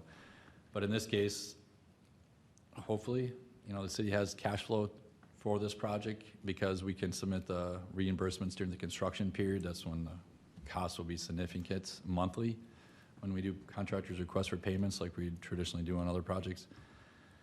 So that's kind of some of the details that are going into this project. In my memo, we should potentially strike out ADA accessible fishing pier at this point in time. That was the one and only item that MnDOT does not declare eligible for the funds received.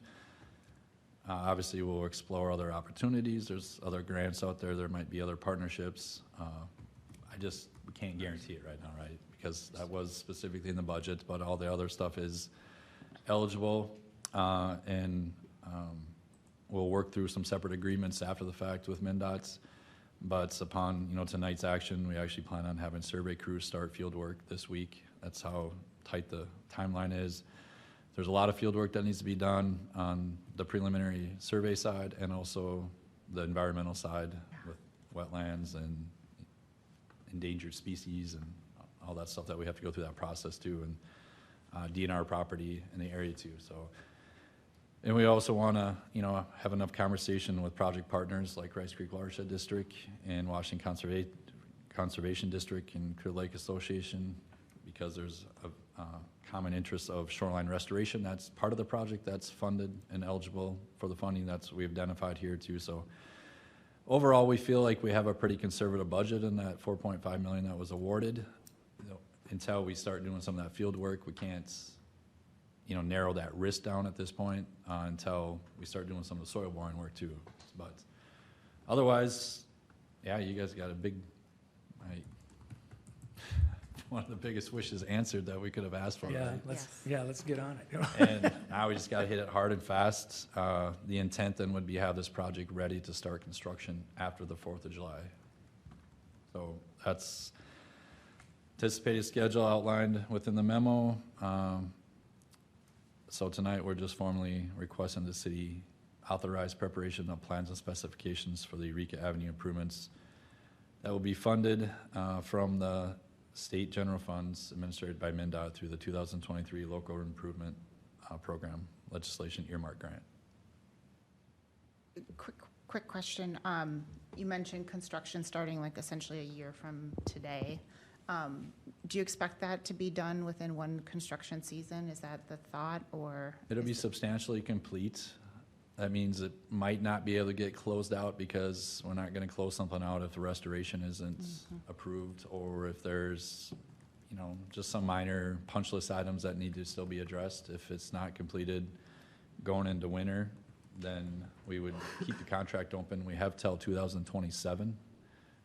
End of June 2027, I believe that was the date, but we're not getting anywhere close to that. The funds are still eligible. Okay. That was going to be my next question. If we weren't able to hit within 2024, if you run into some, I don't know, wetland, some delay that you're not able to hit 2024, with the other projects that are planned for the area, what would be that next window? Or is there really not a good second option? Probably really not a good second option because we gotta make this work then. this area was very successful with the state bonding bill money, including Highway 8, some stuff on 95, some stuff over in Blaine and Highway 65. So we're kind of going to pinch this whole region over the next 3-4 years. I would say keep us in scope and let's get it done in a year, right? During the planning process, can we do something about weight restrictions or speed limits, or is that not part of the scope of the work? Well, we do have a full reconstruction section. Now, sometimes your R value depends on what's already out there. I mean, we're not going to dig down and to dig everything out, right? So that's what the soil borings need to determine. We have the full standard section in there that would traditionally meet a 10-ton road. Now, if we have very poor subgrade soils, then we have to fight that factor, and then we'll look at some other things. But that should be achievable. The speed limits, yeah, we ideally want to be able to just put up speed limit, right? But if we can put any speed limit up, but it's not going to be enforceable unless we run through a process to identify a legal speed limit. So that would traditionally be done by a speed study. In the old days, we had to do that through MnDOT because this is a local road.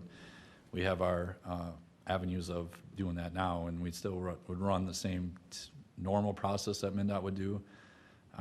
We could use our own police department and stuff and to shoot the speed and stuff like that. But again, it kind of falls back on the 85 percentile, what that actual speed is. But through the design, you could pinch the lane widths down a little bit. Maybe there's some curb and gutter in some spots, to make it more like traffic calming, feel a restrictive passageway. Yeah, the reason I brought it up is that sometimes even big trucks will use that as kind of a shortcut. Yep. It really doesn't seem appropriate there. Could put a speed bump in, but Public Works would not want to talk to you. Yeah, they wouldn't like that, no. Dave says no. It's just that the public uses that Oh, road a the lot. tourist semi. The pedestrian traffic uses that road a lot, you know, so. we gotta- There's we gonna gotta- be pedestrian elements there, right? Yeah, I mean, but not with 18-wheelers running down there. So. The goal is to accomplish and incorporate some pedestrian facilities. Again, the width is going to be the main factor until that field work, the survey, the delineation is done. We won't actually know what footprint we can have to fit some stuff in. Ron, will there be an opportunity similar like with the county and state to have some feedback by the community, neighborhoods? Oh, meeting, open most house? definitely. We'll want to engage, especially Clear Lake Association on this project. Yeah, and that 217th where that dumps in that private road, I would assume they're gonna have some feelings either way on that. One positive there, that roadway from there to the north was reconstructed with that temporary off-ramp, so there is a pretty good sub-base in that portion of the area, so that construction will be minimized compared to what it will be south of there. And we could set the project up in stages too, and clearly communicate that to the property owners and EMS, so. I'm ready for a motion if you. Yeah, any other discussion? I think the overall sentiment is we need to get started because time is short and it's nice to have an opportunity to have this project funded. Councilmember Husnick, you look like you're ready for a Yeah, motion. I'd make a motion to authorize the preparation of plans and specifications for Eureka Avenue improvements. I'll second. Motion and a second. Any other discussion? Just echo the comments made about, also about just, engagement with the Lake Association, and we'll get great feedback from them, so look forward to those discussions as well. Any other points of discussion? Hearing none, all those in favor signal by saying aye. Aye. Aye, oppose, and motion carries. That ends our regular agenda items this evening. We do have one item as a workshop topic, which is for the Hidden Creek Council request. I believe we have a number of individuals here to potentially speak, and maybe just first to tee up, this will be a workshop session. Anything we talk about tonight is just informal discussion. It's a working session of council. Anything that requires actually official vote will come at a future meeting, and so this will be very informal. Maybe an opportunity to hear from Abby first, and if you would like to speak afterwards, happy to hear your comments as well. And Abby, do you want to get us kicked off? Sure, I'll keep it really high level. Hidden Creek, which is up on the board for you, is a development that the city has been reviewing for the last couple of years. 2022, the city did extend approval of a preliminary plat until February of '24. Just as a heads up, since that time that Hidden Creek has been before this body, I've had pretty consistent communication with the development team. We've been continually trying to work to see what kind of development they can move forward with in this climate that we're in. So what is before you, or what they've designed now, is a 22-lot first phase of Hidden Creek. This is, just look at the yellow, the red outline, don't worry about kind of the other stuff, but this would be the area that would be improved, essentially Headwaters Parkway, a road going up, houses on each side.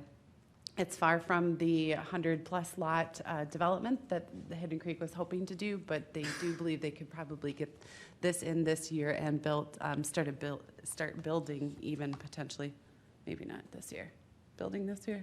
The hope, they're nodding over there. So there's a few different challenges with the development. Cost for infrastructure is just a large factor, and the development representatives, Paul Bergman and John Dobbs, kind of chat with you some about that. I'm just going to highlight the 3 asks that they're asking of the city to consider. These are really policy-based questions that staff can't answer. And even though our traditional practices go to the Planning Commission makes recommendation to the City Council, I don't want to say that the Planning Commission's voice in this doesn't matter. However, ultimately, these are going to be big policy-based things that the City Council is going to have to weigh in on. So we will be going back to the Planning Commission with final plating. It'll come back before you. We'll get some comments at that time. But right now, the developers are just seeking some direction from the council in moving forward. So the first item for consideration is reduction of the roadway widths. This would be the internal roadways. The city standard is 32 feet face-to-face, 34 back-to-back. They're asking for a 4-foot reduction in those internal roadways to 30-foot back-to-back. One of the biggest reasons that they're asking this, one, is to help reduce overall land costs, but the project is a part of the Headwaters planned unit development. This was the final master plan that was, wow, maybe 15, 20 years ago now, 2006, I believe. This is the area that we're looking to develop with Hidden Creek, somewhere right in around in here. Maybe it's even maybe a little bit right here. But as part of that development, the city did contemplate reduced roadway widths. In fact, if you can see my cursor, it's always hard on these. We do have a neighborhood where 30-foot roadways were approved. That's just to the south of the Fenway Park neighborhood. I think that was Headwaters' 3rd edition.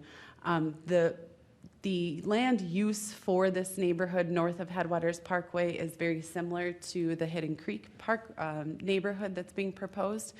And so the question has been raised about just consistency within this neighborhood of the 30-foot consideration. Talking with Public Works, there isn't issue with public infrastructure. We can still snowplow. The biggest issue really arises when we have parking on both sides. This would need to be required to be a parking single-sided neighborhood. If we have parking on only one side, then our emergency service personnel can get through as well. So that is one thing for your consideration tonight. Then the next question that's before you is utility looping. So right now, there is infrastructure. The water main extends and would be extended in Headwaters Parkway, which I suppose I should just pull up that plat or that design, the concept plan, that roadway coming through. The intent is to loop the water up to, I think it's Enfield Avenue to the north. The developers are requesting the city consider not looping that water main extension. The concern from city staff is just for personal and public safety use, water pressure could be a concern. While we think that the pressure could be there, some of the other benefits to water looping is that if there is a main break on one side, we still have water. You reduce the amount of people that are without water. If you've got a break, you can service the water from the other location. Also, looping really just helps with water quality. The more that you're flushing it through your system, the less sediment buildup there is. So that is another added benefit.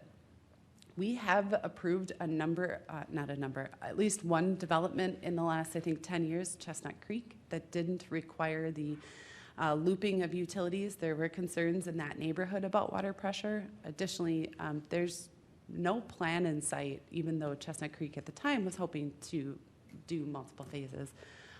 There's no plan in sight for that other half of that development. There is a risk that we might never get that. So one of the things that staff mentions in the report that staff thinks could be consideration for the council is requiring a 4-inch temporary line with some sort of temporary easement or some sort of easement over that. That wouldn't require them to put in the big infrastructure, the water main, the sewer main that has to go under it, but it would still help us without the pressure, the quality, the concerns of future use for public safety, personal use. And then lastly, the construction of Headwaters Parkway. So as noted in the master PUD, Headwaters Parkway was designed to have that parkway design that's carrying through all the way from Highway 61 right now to Fenway. This is designed as a major collector road, but regardless, our policy is development pays its own way. It doesn't matter if it's a really big road, and it doesn't matter if it's a collector road. And so what the development team is asking is something that might help reduce those costs of Headwater Parkway. So a couple of the options that they've proposed is only building half of Headwaters Parkway. So Headwaters Parkway is going to have a median going through it that they would only build the asphalted surface to their side of the median. The other, my notes here. The other one would be to shrink Headwaters Parkway's width. That is one that staff notes that we're not in support of, just because even though the development right now, the neighborhood right now doesn't support a really big road, this is going to end up becoming a high volume trafficked road when our transportation system is complete. The couple options that staff put in here that other communities use is when you've got these major collector roads, they plan for them in their CIP. But we've been looking at our CIP, we've been looking at those 10-year plans, we've been looking at our past practices, and we just simply we haven't budgeted for it, and we really don't have the money for it. I think that's something that this body and future bodies need to maybe consider in the future when we play transportation catch-up or roadway catch-up. But that being said, the other option that staff notes is the possibility of cost sharing and potentially assessing adjacent property owners. Though neither of those are things that the city, I think, has considered in the past. Both of those would be big new policy. So this is not, as the Mayor Bain had indicated, so I should note, no matter what we do with any three of these, is going to set precedents. This is right on the edge of future development area that's planned for within the community. We just talked with your legislative representatives, talking about the growth that's anticipated in that kind of southwest corner, and a lot of that is residential that's going to have a similar design and feel as Hidden Creek. The decisions that the direction the council provides could set precedents for those other future developments. There's no formal action required tonight. What staff and the developer are seeking is some direction to see if interior reduced roadways are favorable, acceptable. If there's an option to looping that utility, and then lastly, something with Headwaters Parkway. So again, I will mention Paul Bergerman and John Dobbs are here tonight. They're with Headwaters Land Group LLC to talk with you about this project. Do you have any questions for me? Thank you, Abby. Any immediate questions for Abby? I'm sure we'll have some as discussion continues. Mr. Bergman, Mr. Dobbs, I'm happy to hear anything you might want council to hear. Floor is yours. I'll make it brief. My name is John Dobbs. Yeah, I'll just very quickly kind of summarize. One of them is the roadway width is a conversation we've been having with staff. We've had out there PUD from before for years back. So roadway width isn't a new discussion. The parking on one side, we on the development side don't really have an opinion about that one way or the other. That's just not from our seat something that needs to happen or doesn't need to happen. So if that's what the city wants or needs to agree to a 30-foot back of curb, we would go along with that. So if that's what Public Works' main concern was, we understand. I would, on number 2, related to the water, and I'll just start, I should back up. So 2 things happened in the last year, year and a half in the development world. One of them is that we saw, and I know our costs aren't necessarily something for a public discussion in terms of what the city council should be concerned about, but in general, development side costs went up 15 to 20% between February and June of last year. Federal Reserve policy and in their economic data says 15% nationwide in 12 months. As you guys all know, I'm sure, what we do for a living is incredibly expensive. And real estate prices don't adjust that quick. So the value stayed the same, costs went up that much in 365 days. On top of that, we also have had what was the prime rate, our cost of borrowing money in early 22 was 3%. Today it stands at 8.25. So, which put an awful lot of stress on the real estate market. And so that's kind of why we're here, trying to figure some of that stuff out. And we want to do this long term. This isn't just 22 lots. This is a bigger project. So Abby, could you throw the picture of the neighborhood back up for me, please? Yeah, just... in the staff report, there was a comment, and I've heard from staff about a particular neighborhood that was also cited in the staff report. And with all due respect, I would suggest a better comp is comparable neighborhood is the neighborhood just to our north. From the townhouses on 200th Street to the west, I'm assuming is a stub street with a water main stubbed at the end, which we would eventually connect into. That's 23 lots. Ours is 22. I think the neighborhood that was mentioned in the staff report is, I don't know the exact count, but I'm guessing it's 60 or 70 lots on a stub water main. So we're really not asking for much more than what already exists to the north of us. And my understanding is from staff that that neighborhood never has had a water pressure issue as long as anybody's aware.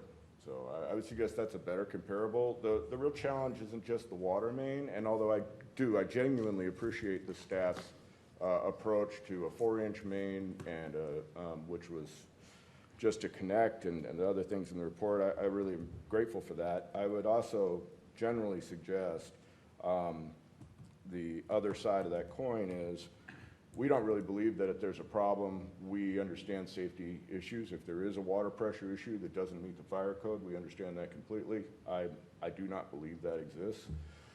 So if I'm wrong, somebody can certainly tell me that. That being said, it isn't just water for us.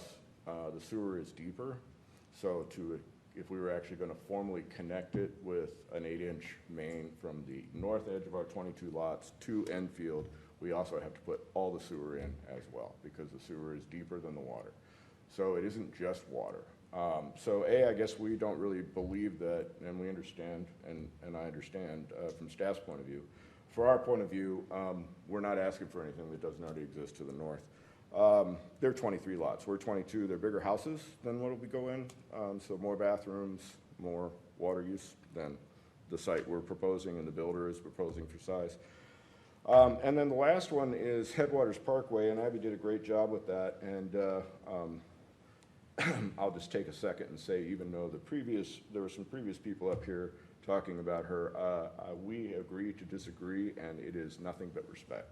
I have had a really good working experience with her. So off the record, I'll just say she's awesome, even though she doesn't agree with me a lot.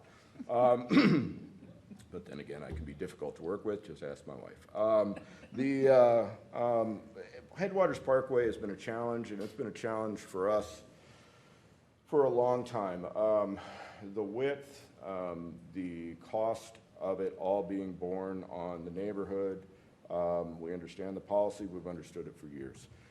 I would respectfully suggest it isn't just a 48-foot wide street with a median. It's a 48-foot wide street with 8 to 12 feet of concrete in the middle, which is much more expensive than asphalt. It has, tell me where I missed this, Ryan, but I believe it's got 12 inches of gravel underneath the entire thing and 2 to 2.5 feet of sand, depending on what you find. So what you're really talking about is a road section that's almost 3 feet deep, 48 feet wide.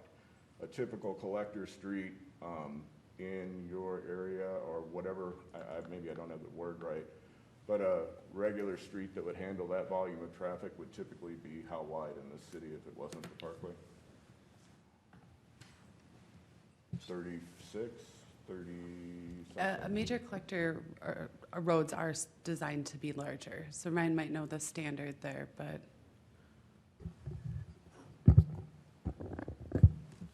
So all the major roadways have different characteristics and serviceability, right?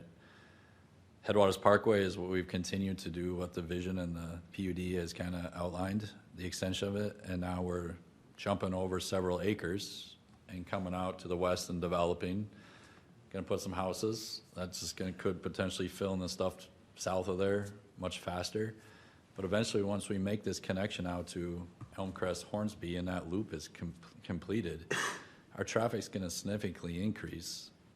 Knowing that through the AUR that the city's completed and all the work that we did with the LRP grants, because they could see that how instead of coming all the way down to over to Fenway, then back into development, they're just gonna turn down, get off the interstate, right at 97, turn down Columbus, or in Columbus there, Hornsby, then circle back in these neighborhoods. So we know that. So if you wanna build something temporary, we're gonna have to pay for it very quickly later. And that's where the conversation has gone, to stay true to what the Parkway vision has been and limited access to it.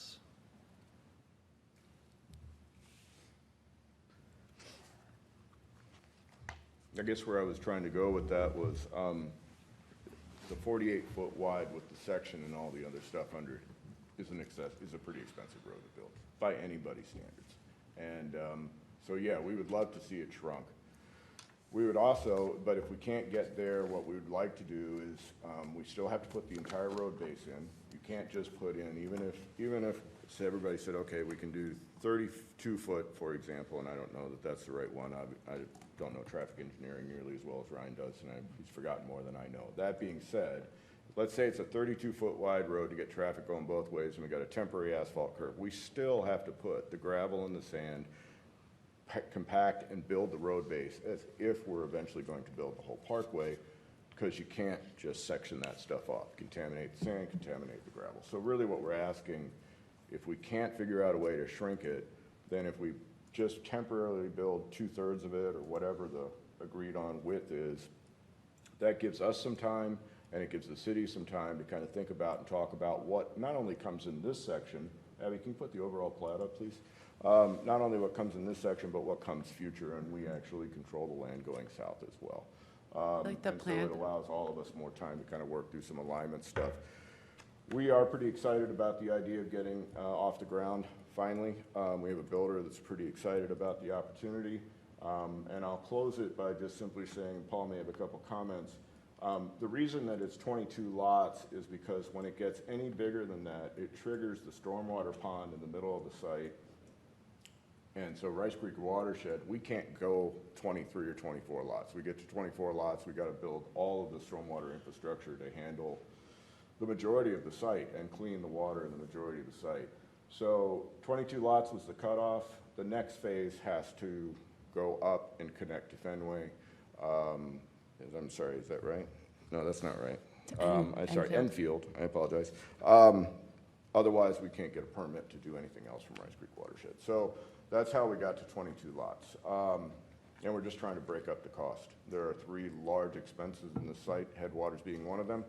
The crossing into Headwaters has a mini bridge of sorts that is very expensive to put in, and the last one is the stormwater system is incredibly expensive to put in.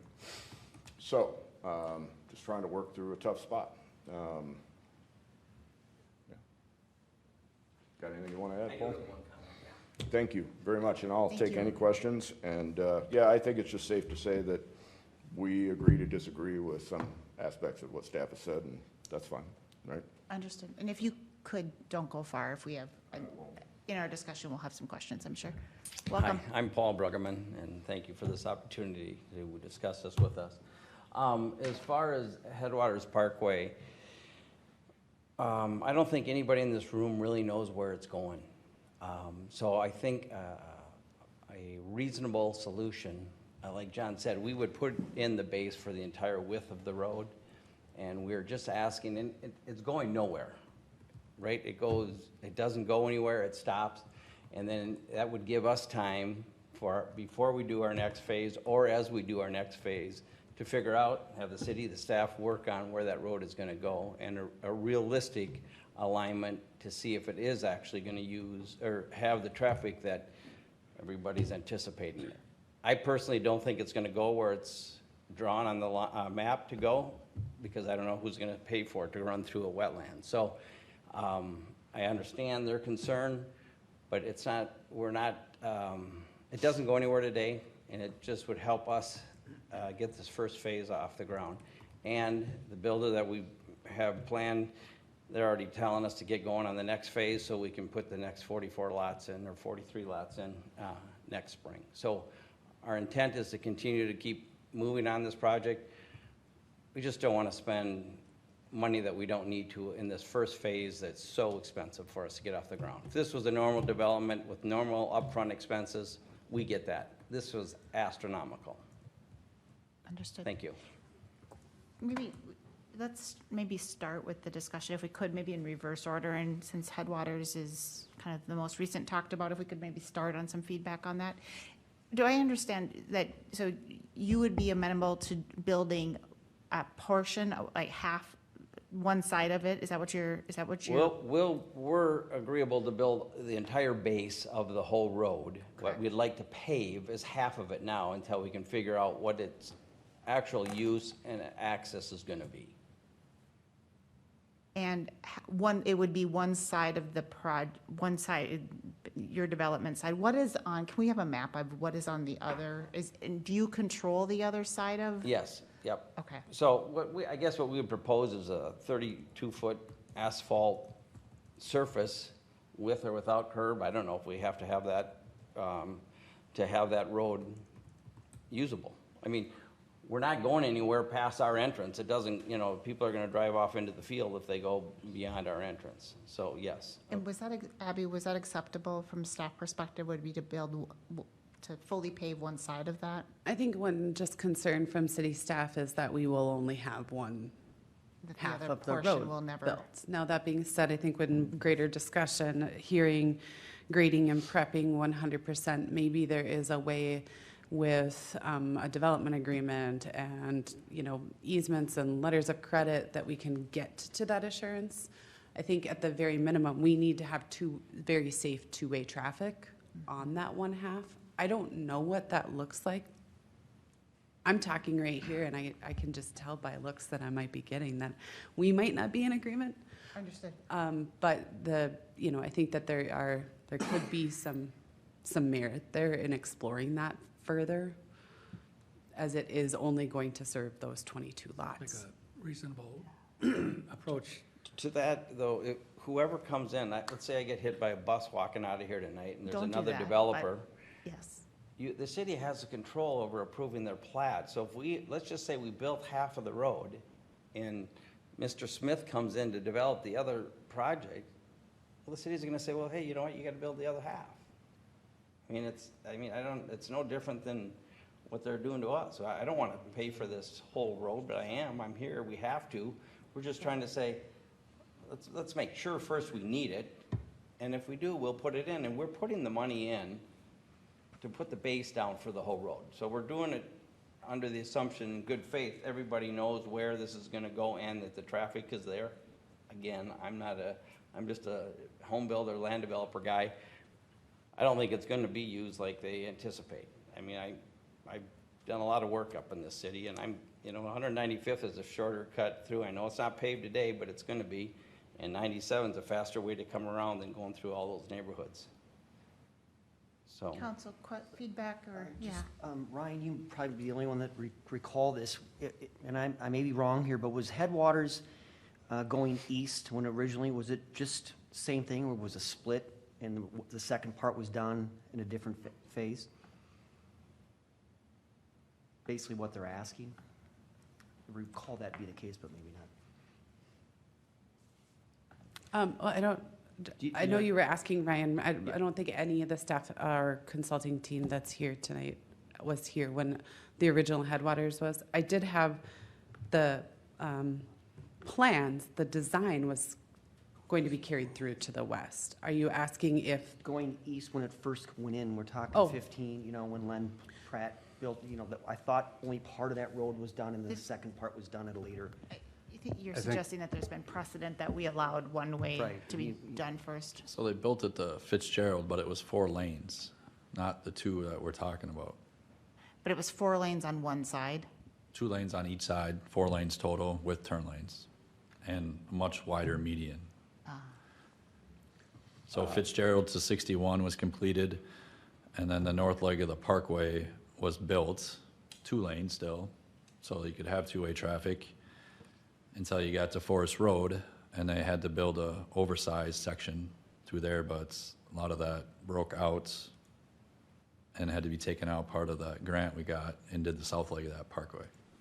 So the north side was built first. But you had 2 lanes the entire way until you got to Fitzgerald, and then Fitzgerald you had 4.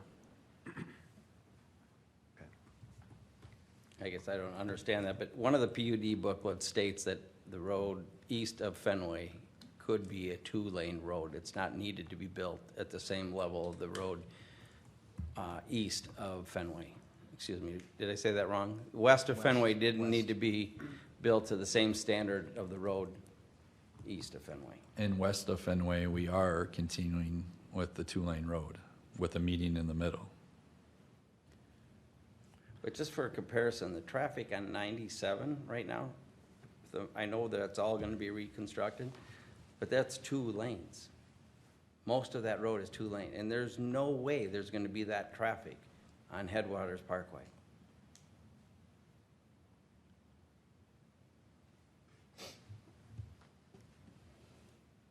It just seems that if they're putting in the base for the whole thing, that it'd be a reasonable approach to getting it done.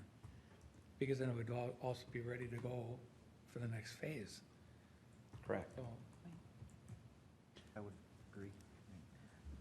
I'm open. I think it's important to set the right stage and build that full base. And if, I think it's whatever is something that's in the development agreement or something to make it clear that the intent is that long-term will be as designed. But if there is a bridge from, here to there that is a kind of a temporary, I'm nervous we open a bit of a can of worms, but I can appreciate that it's a heavy lift for just this small portion of development. And if I may, I think it's very important for the council to retain the design of the Headwaters, ultimately the 4 lanes and the median. We know that development's going to be along the interstate, and there's certain things that may happen there that will cause this road to go through. Development in Lino Lakes, development in Columbus. Firms are looking at that along the interstate warehousing type of business park issues. So no matter what the council decides on, whether we do allow the temporary 2-lane, that's fine if that's what we get to, but it's really important to retain the overall design of the 2 lanes each direction with the median. and I think that's what I was trying to say. Because I do agree with you. Maintain that design, maintain the whatever easements, whatever, so we can end up ultimately with that 4-lane. Will that work for you guys? Yes. I mean, I'm only one vote, but I'm just trying to get Any other kind of perspectives on that topic? Yeah, I would Sounds- agree. I mean, at some point, if at some point, if we have a policy change where we have to contribute to part of this into development to continue that look, I do agree the look needs to, it's long-term, it's just better for the city. I just want to clarify, right now, west of Fenway, it's 1 lane each direction with turn lanes at particular intersections. And that's what's the continued proposal, with the median in the middle. And we're Do agreeable. you not want the median and go temporary 32-foot road? I mean, because if the median's not going in, it's probably not gonna go in then, right? No, I think the median needs to go in. Yeah. Why does the Because median not go in? you're not gonna have the width to have 2 lanes of traffic on one side of this road because the road is narrower. I think it's 16 feet. I wasn't prepared for this particular question. So the curb, face to face, I think is 16 feet through here with the median and the skinny areas. You can't fit 2-lane traffic. Yeah, So are you gonna build the north curb, 16-foot and the median? Then what are you gonna pave a temporary? No. What Can I I would- answer what I would propose? Can I answer what I would propose? Sure. Build the north curb and then build a 32-foot asphalt road, either with a temporary curb, knowing that we will probably have to tear some of it out to go ahead with that Then center median at a future date. Can I make a recommendation on this particular topic? It sounds like maybe council is open to some sort of a temporary design, as long as there is, if I can summarize, as long as there is a foundation made for the entire roadway, but the detail that you're kind of talking about now of what's constructed when, I'd personally love for there to be some more staff collaboration and bring that back to council, just, it seems like maybe we're leaning closer to how that road is staged in construction rather than a change in design standard. And it's, if I can summarize, council seems to be open to a staging that will get us to a future end state. But what those phases look like, I think maybe there's time for some additional kind of staff collaboration. Does that seem fair? Good with that? I'm just curious, Ryan, are you saying right now, west of Fenway, have we already lost the Parkway look because it's just 2 lanes of traffic? No, we have the parkway, the median, the character of that parkway is continued like city council and planning commission have supported, and that's why I speak on this side, and I just want you guys to have the history, and that, you know, that's kind of what they've guided. So you, My concern is if you want the median and you don't install it now, you're gonna come in and you're gonna have to fit all those grades and those tapers and get that pavement to work without you thinking you're gonna removing basically a lot of that pavement in all those turn lane areas. Knowing the details of the design and being in the field for 2 decades of my career, I know how difficult that is gonna match. you're saying the rebuild, what it's To going to fit take. a median at a later date, there's gonna be a lot more removals than you would think to make those grades and tapers work and tie it back in the right way. I just wanna have that open and honest, Yeah. because if we wanna go down the temporary route, maybe it is an oversized roadway with with no median, if that's what the desire is to support. But weren't we saying that the median would be built and the 2 lanes would be on the one side? Fit it in? My understanding is that they were proposing not to build a median, but a 32 face-to-face or back-to-back roadway. I think the mayor's suggestion is correct, that we should go back and, knowing that there is a direction to make some kind of a solution, that we do a little bit more work to staff and get that to the planning commission or to the council for that decision. And because I think we need to be clear on if we're making a change in policy in the long term, what is the design for Headwaters Parkway? Is it important for council to continue to have that median? And if that is just not possible, then that's a different conversation. We can have it, but I think there's a little bit of maybe not agreement on what that temporary solution might look like. I think the council is telling us that it's really not a policy change on what the roadway is going to look like, but it's how to accommodate the request of the developer on a temporary basis, and what's the most efficient way to do that, but also what's the future way to do that, so that when we have to do, or whoever has to do the second phase, it makes more sense, and whether the median stays in there and is built that way or not. So we have some discussions still to take on that particular issue. Okay. Sound fair? All right, maybe going in reverse order, the question around the looping of the utilities, as I just heard kind of the conversation back and forth, is there some agreement that a temporary might be the 4-inch line, or is that also? I'm not sure there's an agreement, but that's the staff's recommendation, because we are concerned with safety and the temporary looping. So I guess my comment was, I genuinely appreciate and respect trying to, soften the blow of connecting the water. All due respect, I think the comparable, honestly, is the subdivision just to the north of us. And I've had this conversation with staff directly, and my question was, look, if we got a water pressure problem that we don't meet code, we understand. And what I'm now reading is that there's concerns about a system, and I understand that, but to Paul's point, if Paul and I are hit on the bus and somebody else can pick up the land, they're gonna have to, you have to go north, you have to connect to infield the next lot that you build after 22. Rice Creek Watershed won't approve anything else because the stormwater system has to go in. So. And we plan on moving forward and being in here and building that next phase in the spring of 2024 to connect that road. So we just don't want to put this temporary line or any line in for a 6-month period at the cost of, I don't know, $60,000, $70,000, $80,000. And if it's the balance is that the surety has to be there in case something happens to us and we go away, well, that's still cost. You pay for a surety, just like any other loan. It's real money. Banks charge you for it. They don't give them for free, and they charge you interest on top. So if we understand, but it's an expense, and we're just trying to figure out how to get the project off the ground. If that's the only way this flies, Paul and I will have to talk about it, but the site, first 22 lots can't handle sewer and water extended to infield. That's So, yeah.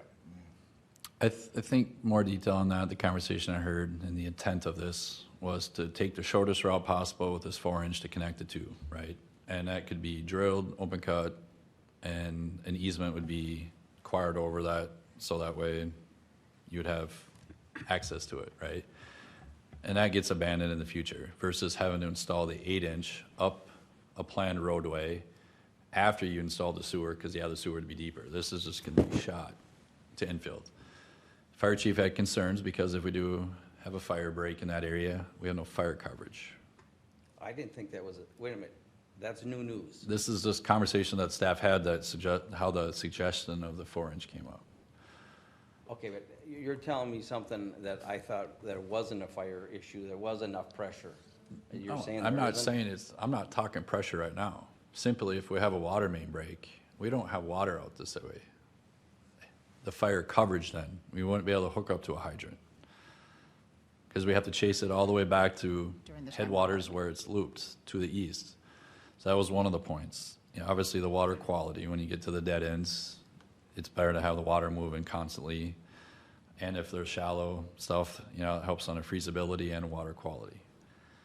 And then the breaks and isolation was Public Works had concerns. And then there's the pressure. Overall, do we think the pressure is probably going to pass if we do a model? Yeah. And some of those peaks, high points could be variable, especially if all the irrigation's going on and people are trying to use their own appliances and stuff like that. And or if one of the towers had a situation, which is the south tower, was the closest, for some reason was low on water levels, and then all this stuff's going on, irrigation. Those are all the things that were factored into why staff suggested a 4-inch temporary line to close the loop at way. Do we know if that neighborhood to the north that they're referenced is looped? I'm not sure which neighborhood you're referencing, so if I brought it up on a map, could you show me? So what Mr. Dobbs is talking about is the water main dead ends going down Enfield. So 23 houses back, it dead ends. But there also isn't a cul-de-sac at the end of it because past developers said, yep, in another year, we're gonna be extending south and we're gonna add water main. Same thing with Chestnut Creek. And that was 2018. Yep, next year, we're gonna come here and we're gonna build another homes and we're gonna connect the water main. So as myself, when I see this happen a bunch of times where we have dead-end roads and water mains that lead to nowhere, I mean, I appreciate the fact that, yes, they're gonna be back here next spring and do the next 44, but that might not happen either, and then we're stuck with 2 dead ends now. One with 23 homes on it, one with 22. Is there agreement that if when you go beyond, the project beyond 22 homes and you're now at your larger project, is that automatically, does that need to be looping? Is there Yes. agreement that? And we plan on doing that their next phase. Okay. The So our next risk, 43 lots will bring that connection to infill. so our risk is really what Dave just mentioned, is if for some reason that didn't happen and we don't have a crystal ball, then we are left with this stub. But you don't have a health and safety issue with the water pressure. Yeah, you might have a dead end, but there's dead ends, Ryan, in every city, the one right up in Enfield, and the people have managed fine for the last 15 or 20 years. Understood. So that's not our intention. Our intention is to keep moving forward with this development. But yeah, that's right. It would be a dead end, but no different than what Enfield has. And it would be sufficient water pressure, from what I've been told, from a health and safety issue. Can I That's kind of what surety bonds are for too, you know, guarantee this stuff happens. Council questions? The other thing what we could do is we could put a letter of credit in place for that. If we don't do it, then you'd have the money to put it in at some other time. But Maybe- for us to put it in literally for 6 months, doesn't make any sense to anybody. It can't. I mean, we're gonna do this project this fall, we're gonna start up again next spring. I mean, you know, how many houses are even gonna be on this with water that they're gonna draw by the time we do this connection? I don't think all 22 of these houses. Agree, with all respect, I mean, the concern is if that second project doesn't happen, so. No, that's what I'm saying. We could put a letter of credit together that would cover the expense of running that 4-inch line if we don't come back in here and do it. Can that 4-inch line be run after the fact? I mean, is that a possibility? Well, I do think, and something I was going to ask is some sort of letter of credit for that extension, and as part of the development agreement, I'd look to legal counsel on the fly to say, you know, maybe it's a if this, then that, or if not by this time. You know, the idea of a second phase coming in the spring, maybe it's one of those things, if it's not there by the fall, we have the right to execute on that letter of credit now. Seems like you I could do know that that's not the most ideal, but that helps at least give the city the protections 1 year out from this year, or, you know, what we can kind of negotiate to say, okay, if you don't do it, we're not going to be in another Enfield or Chestnut Creek or whatever situation. It does put us in that situation for a little while, though. Points of input from council on that? Yeah, I mean, particular I'd topic? hate to spend that kind of money for 6 months, but I can appreciate staff's concern. So if we can mitigate that, that's a win-win in my book. But that's what letter of credits are for, and bonding and all this other stuff too. We can kind of guarantee that we could get it to happen by next fall if they didn't start the next phase by spring or whatever. And you're open to a letter of credit Yes. option on that? Can I ask just one clarifying question on the record, and this may be directed, that letter of credit for that 4-inch temporary, or would we want to see that letter of credit for the full connection up that they would intend to build in the spring? I'm just proposing a letter of credit for the 4-inch, because the next developer that comes in is gonna have to what? Oh, put the sewer and water and streets in. Yep, So I you just can't wanted do to, I just wanted to ask that question on the record, though, so Yep. that. So that's all I'm proposing, is a letter of credit for the shot 4-inch line. And the 4-inch line, though, does provide us with that looping and the benefits that the city's looking for? Part of that plat approval, though, we should have that temporary easement, or that easement as Yes. well. So if you had to. Yep, and that's written in my staff report, that I think whatever conditions come forth, we would have plenty of agreements and easements and all sorts of things that the city would sometimes forget in the past. We will make sure that we have them, so. So also, just to clarify, phase 2 is planned for 24? No, phase 2 is 43. No, 2024, sorry? I'm sorry? Is- Oh, yeah, yes, 2024. I'm sorry. So just kind of with the roadway construction, we wouldn't even be paving the wear course, or thinking of it, until we got 70% built out there. In phase 1, you traditionally wouldn't put the trail in on the north side of the parkway until at least 24, part of phase 1. So there are a lot of road costs that won't even be incurred until 24 or later.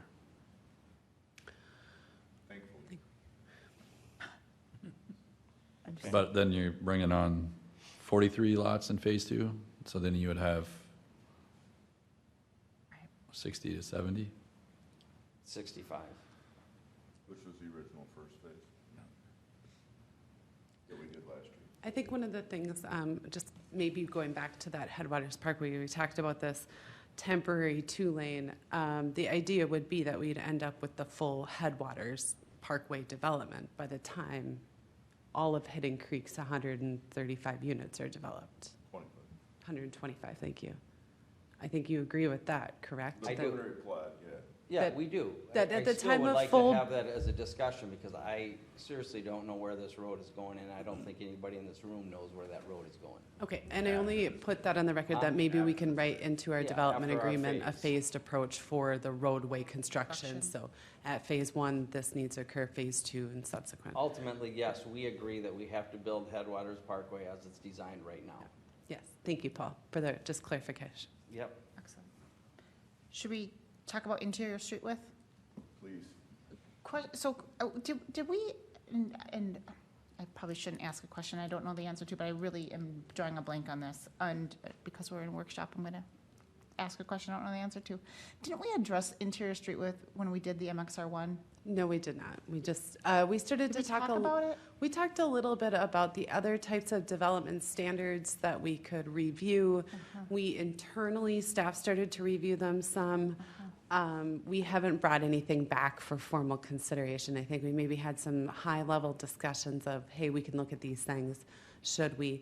We have, but we're also in development season, and policy development always doesn't happen right there. So. Understood. And when we had those, and could you refresh my memory on the neighborhoods of what's being proposed where we have allowed that? Was it Chestnut Creek? I don't, where we have the MXR one or the reduced street width? No, the reduced street width. I don't know if Chestnut Creek is, but I do know the Headwaters Third. I'm just gonna turn off our water mains here and pull in, Yeah, I think those. zoom in. Just to the north of Headwaters Parkway, across from Leela. These are roadways with 30-foot roadway widths. Yep. I haven't measured, spot checked in the neighborhoods, but I would say coming through here, whatever road name that is, that's quite a narrower road through there. And It's with not completely sidewalk- uncommon. With sidewalk both sides or sidewalk one side? Sidewalk on one side, pedestrian facilities on one side. It just starts to, we start to go from large streets with sidewalks on both sides and lots of room for kids and bikes and strollers and all of that good stuff, and then lots of parking, and then we just make it smaller. And we've already started this path again by having some approvals for those interior widths. I fully understand the economics, it just makes me a little, somebody who lives in a neighborhood that does not have great sidewalks, smaller street widths, I wish we had a higher standard, but I can appreciate the economic values. Well, 30 feet is Challenging. pretty common street width in our world. A lot of cities that's what their standards are. I don't know, open to thoughts for council. Yeah, we certainly have done it before. I think, this neighborhood would probably, would accommodate what's needed. Do you think that will set the stage for the rest of the 100 acres, or would you see it as, are you kind of phasing based on kind of potential value of homes or something where you would, if we say yes to these 22 homes, do you think that that's the standard for the full 100+ acres? Yeah. Yeah.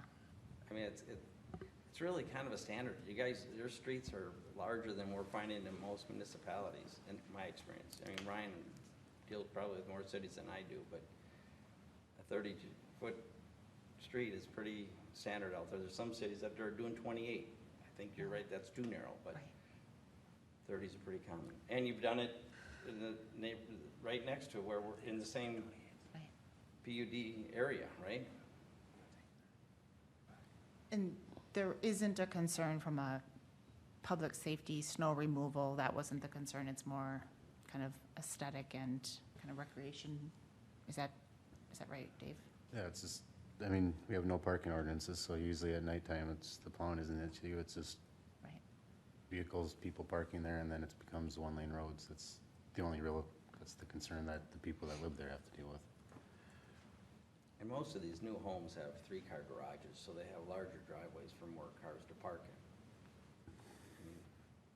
I don't know how much on-street parking, when you drive through summer fields at night, I don't know how much, if any, on-street parking there is. Well, I share the same concerns as you do, Mara, because having been door knocking, when there's one side, and watching people, when you're driving down a road and there's a sidewalk on one side, people will take the easy way of not going to that other side. So I like the aesthetic, and for safety purposes of having sidewalks on both sides. I've driven down roads where people are parking on both sides for narrower roads, and then it becomes, vehicles are getting bigger, especially out in this area. People tend to not drive smaller vehicles. So if there's parking on both sides, people walking and vehicles trying to dodge each other, it becomes a safety issue. And even though we've done it for one neighborhood, for the entire city of Forest Lake, to me, that doesn't necessarily justify continuing that. I am open-minded, but for me, I do like the aesthetic of going forward, having sidewalks on both sides, if possible. I think a good example of the parking was even on 4th Street Northwest, people were trying to park on both sides there for a while where the carnival was. it just didn't work. You couldn't get one vehicle through there. And so then they weren't allowed any parking during that thing, but, you know, one side would have been fine in a normal situation, but when they're parked on both sides, there was barely room for one car to get through there. How wide is that street? And I don't know exactly, but it's gotta be a 6-foot easement there, I would guess. You just can't have parking on both sides, that's all there is to it. Yeah, and we're okay with doing the 30-foot road with the parking on the one side. I think that's a great solution. Do signs go up for that? What's that? Would signs go up for that? Sure. Just for frame of reference, 4th Street Northwest has, is about 36 feet back of curb to back of curb. Maybe 34. It's hard to tell with some tree coverage through there. It's, we've done, I mean, clearly, we've already, you know, there's already precedent for doing that. It's, you know, it's hard to, kind of like the slippery slope, once we've done it, it kind of starts to become community standard, which I think is why we're all pausing and having a hard time with this particular question. I do think, though, it's also balanced off with, we want you to have a project that's workable, and, you know, it's important that we continue to have, you know, single-family housing stock, or just housing, lots available for building, so. So I would just, kind of reiterate that this is gonna be a quieter neighborhood. It's not gonna be downtown. I mean, my own street, we don't have sidewalks on either side of our street. And if we have cars parked on both sides, which is not uncommon, it's a one-lane road, and people are walking in the road to walk their dogs. And so, I mean, again, it's a quiet neighborhood. I think this is gonna be the same thing. So even having one sidewalk is a step up. You know, one of the reasons this was brought up during the MXR one is just to allow for, smaller lot sizes, allow, keep, single-family homes affordable. We get that. It's, part of the reason why we made those changes, even though, the street size, wasn't part of that final consideration. It was kind of part of that part of the discussion. So it feels like maybe there's some openness. I would say maybe the sticking points, or maybe, the additional conversation at the staff level on kind of points 2 and 3.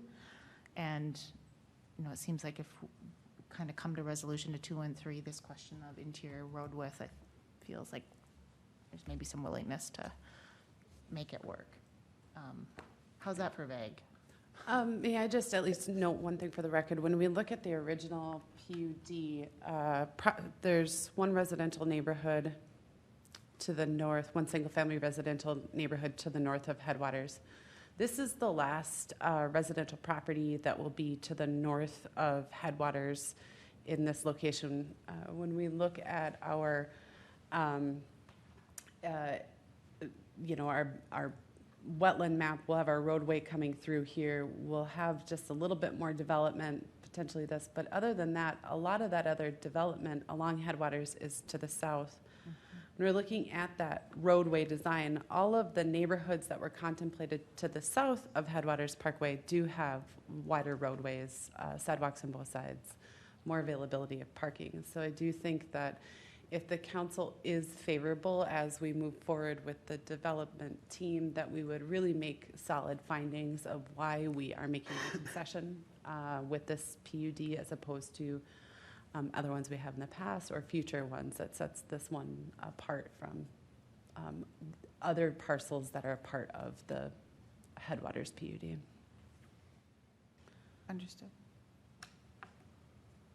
Seems like primary points of follow-up would really be around at the staff level with questions 2 and 3. Does that seem like we've got That's some correct. The one things to thing I consider? wasn't clear on, clarifications, seemed like there was a discussion on sidewalks on both sides, if that's the direction we're supposed to go, even though it's a 30-foot street?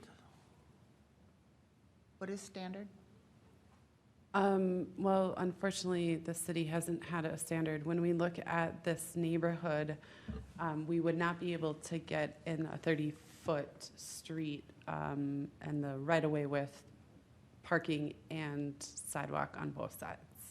The preliminary plat for the development contemplated, unfortunately, only pedestrian facilities on one side of each road.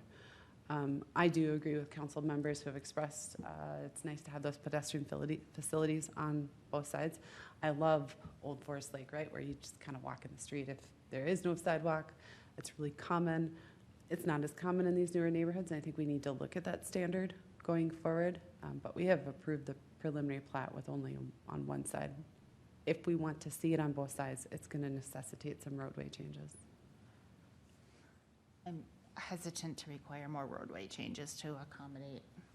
If the preliminary plat was on one side, if there were a way for two to be possible, that'd be wonderful, but to require it, I think, is probably beyond what anybody has appetite for.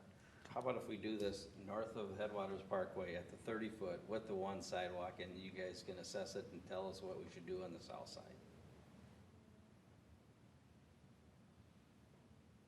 How about we talk about the south side when we start to plan for the south side? Fine. I appreciate it. Just one development project at a time. I just, Don't want to negotiate over here, yeah, yeah.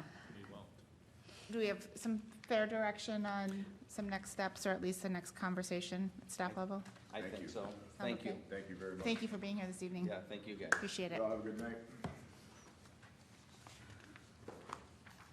Do you want this, John? Transition into staff updates. We'll start with Karen.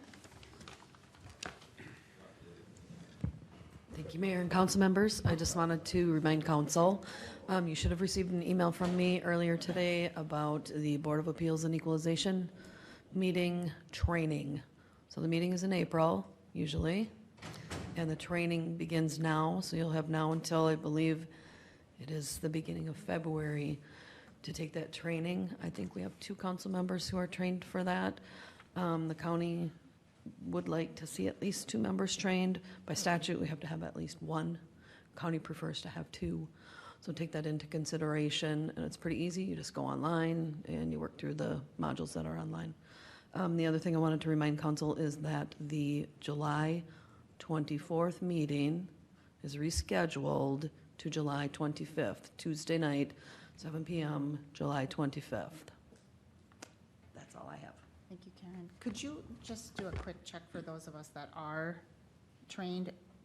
Are we expiring and need to be retrained, or do we have extended? Do you know off the top of your head? I don't know off the top of my head. Could you- I'll double check, I'll look at the list and see, and then I can email and let you know. I have the list too, so it's 2024. I don't remember the month though. Okay. Thank you. Abby? I just have a couple quick things. I do want to give a shout out to one of our park rangers, Rick Banneman. He ended up becoming, by just some series of unfortunate events, the only park ranger on duty on the 4th of July. And in addition to helping try to keep up with some of the maintenance items, also with our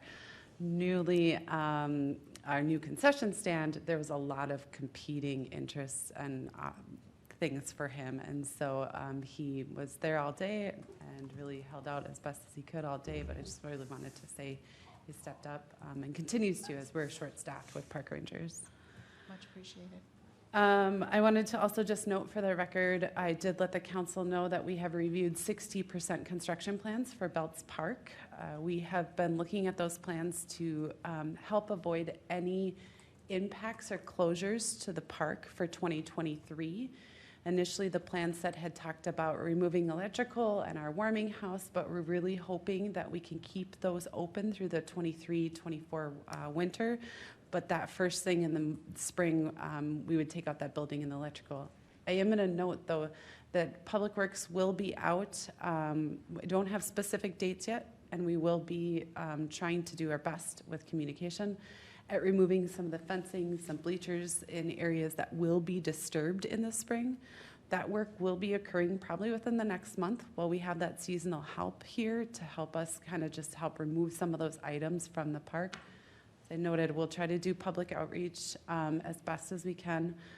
We are with Dan not here, and he was kind of our communications person. We're really trying to figure out what that looks like, how we do that to let that neighborhood know. And then we have both of our planning commission meetings in July, you might have noticed, have been canceled. It isn't for a lack, it is a lack of agenda. We do have slow things trickling in. We have neighborhood meetings 2 different nights for a series of things. Full meeting agendas in August, did both of them cancel? All of a sudden I'm questioning, they just told you. Regardless, know that we have things coming up, but we've had a number of planning commission meetings canceled. Just wanted to let you know that at least that it's a little bit slower, but there's things still going on in the background. Thank you, Abby. I Yes, just a please. question for, for Abby and staff. So Belts Park, since being on the council, that really hasn't come up, and I'm just kind of curious if we're starting to remove stuff. What, is there something approved and we're all in, or we're just maybe a update at some point on that, whether it's a call one-on-one, I don't know, but I'm just. Sure, we can certainly provide an update at your next meeting or something. You did give the go-ahead for staff to move forward with the project. Initially, we talked about a 3-year project. We've really received quite a bit of outcry that would be an acceptable close at park for 3 years. So we're really looking at a very strong first phase, and that does remove some of the components in that first phase area. Happy to bring back, though, a presentation to you that outlines what that is. It'd be helpful. Yeah. Perfect. Patrick? Just a couple of things. Ryan already mentioned our meeting with the state for Eureka, so that went well. We're happy to see that getting an early start, as early as we can. Was at the fireworks for the 4th. I thought our police, public works, and fire did a great job with as many people as there were down there. And it was mentioned about Dan's position. We are still looking at that position, how that's going to come out in the future, and we've just assigned different duties to different people for now to cover them, and the airport commission and so forth. So, but we're aiming for, when we present the budget, to give you an idea of what that might look like as well. Excellent. Thank you, Patrick. Amanda? No updates, Ryan. All right. Dave?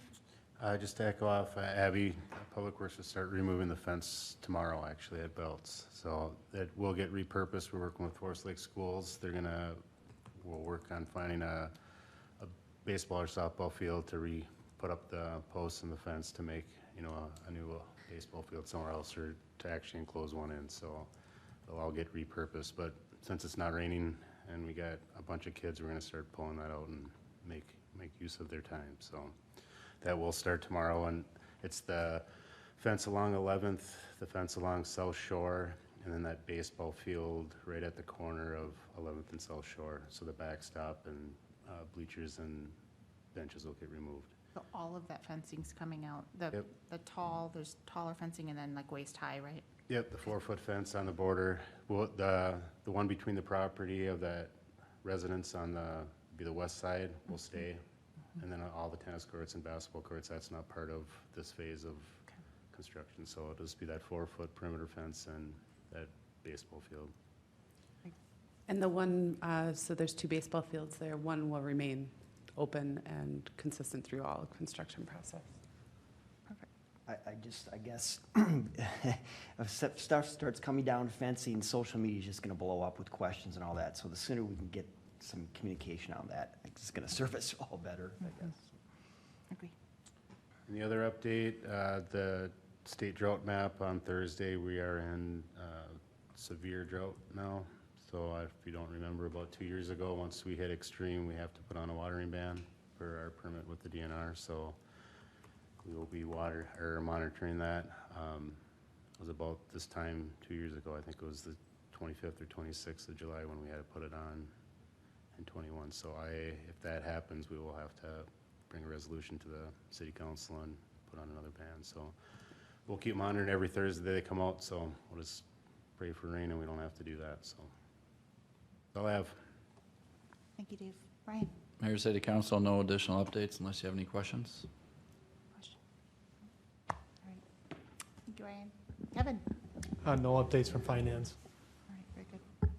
All right, start with council updates. Councilmember Not really any updates, just I noticed the presence of the police department. They did a great job in public works throughout the 4th. It was great. We have another exciting week in Forest Lake, Town Ball Tour on Wednesday, boat races all weekend, and then a street dance Saturday night. Yeah, good weekend. Councilmember Valento? Nothing for me. All right. Councilmember Husnick? Yeah, I attended the school board meeting that took place on June 29th, rather. And it was nothing real earth-shattering. It's just they talked about it was our 113th year for the school district here in Forest Lake. That's a long time. And they also talked about the donations. One donation was over $14,000, another $10,000 one. Several other ones, it came to around $30,000 in donations for different things that had to be done. And they also talked about, there was some staff retirements, and they added it all up. It was about 100 years worth of experience for the city, for the school. So, and they also talked about a resolution relating to a $20,035,000 general obligation facilities maintenance bond. So, over a 10-year plan. And that's all I have for now. Thank you. Very good. Thank you. Councilmember Erickson? No updates. All right. Just quick update, echo comments and thanks on to everyone's assistance and just a wonderful 4th of July week. I know it's a heavy lift for police, fire, public works, parks. Everyone's impacted, and I also really appreciate the Legion just always doing a great job coordinating a great event. Could have gone without the downpour during the parade, but I think everyone handled it well, and it was just a great weekend for Forest Lake. So also, as Councilmember Roberts mentioned, we have some exciting activities coming up as well, and so just really appreciate everyone's assistance in some great events. So that's the end of our planned agenda this evening. I will entertain a motion to adjourn. So moved. Second. A motion and a second. All those in favor signal by saying aye. Aye. Oppose, and we're adjourned. Thank you, everyone.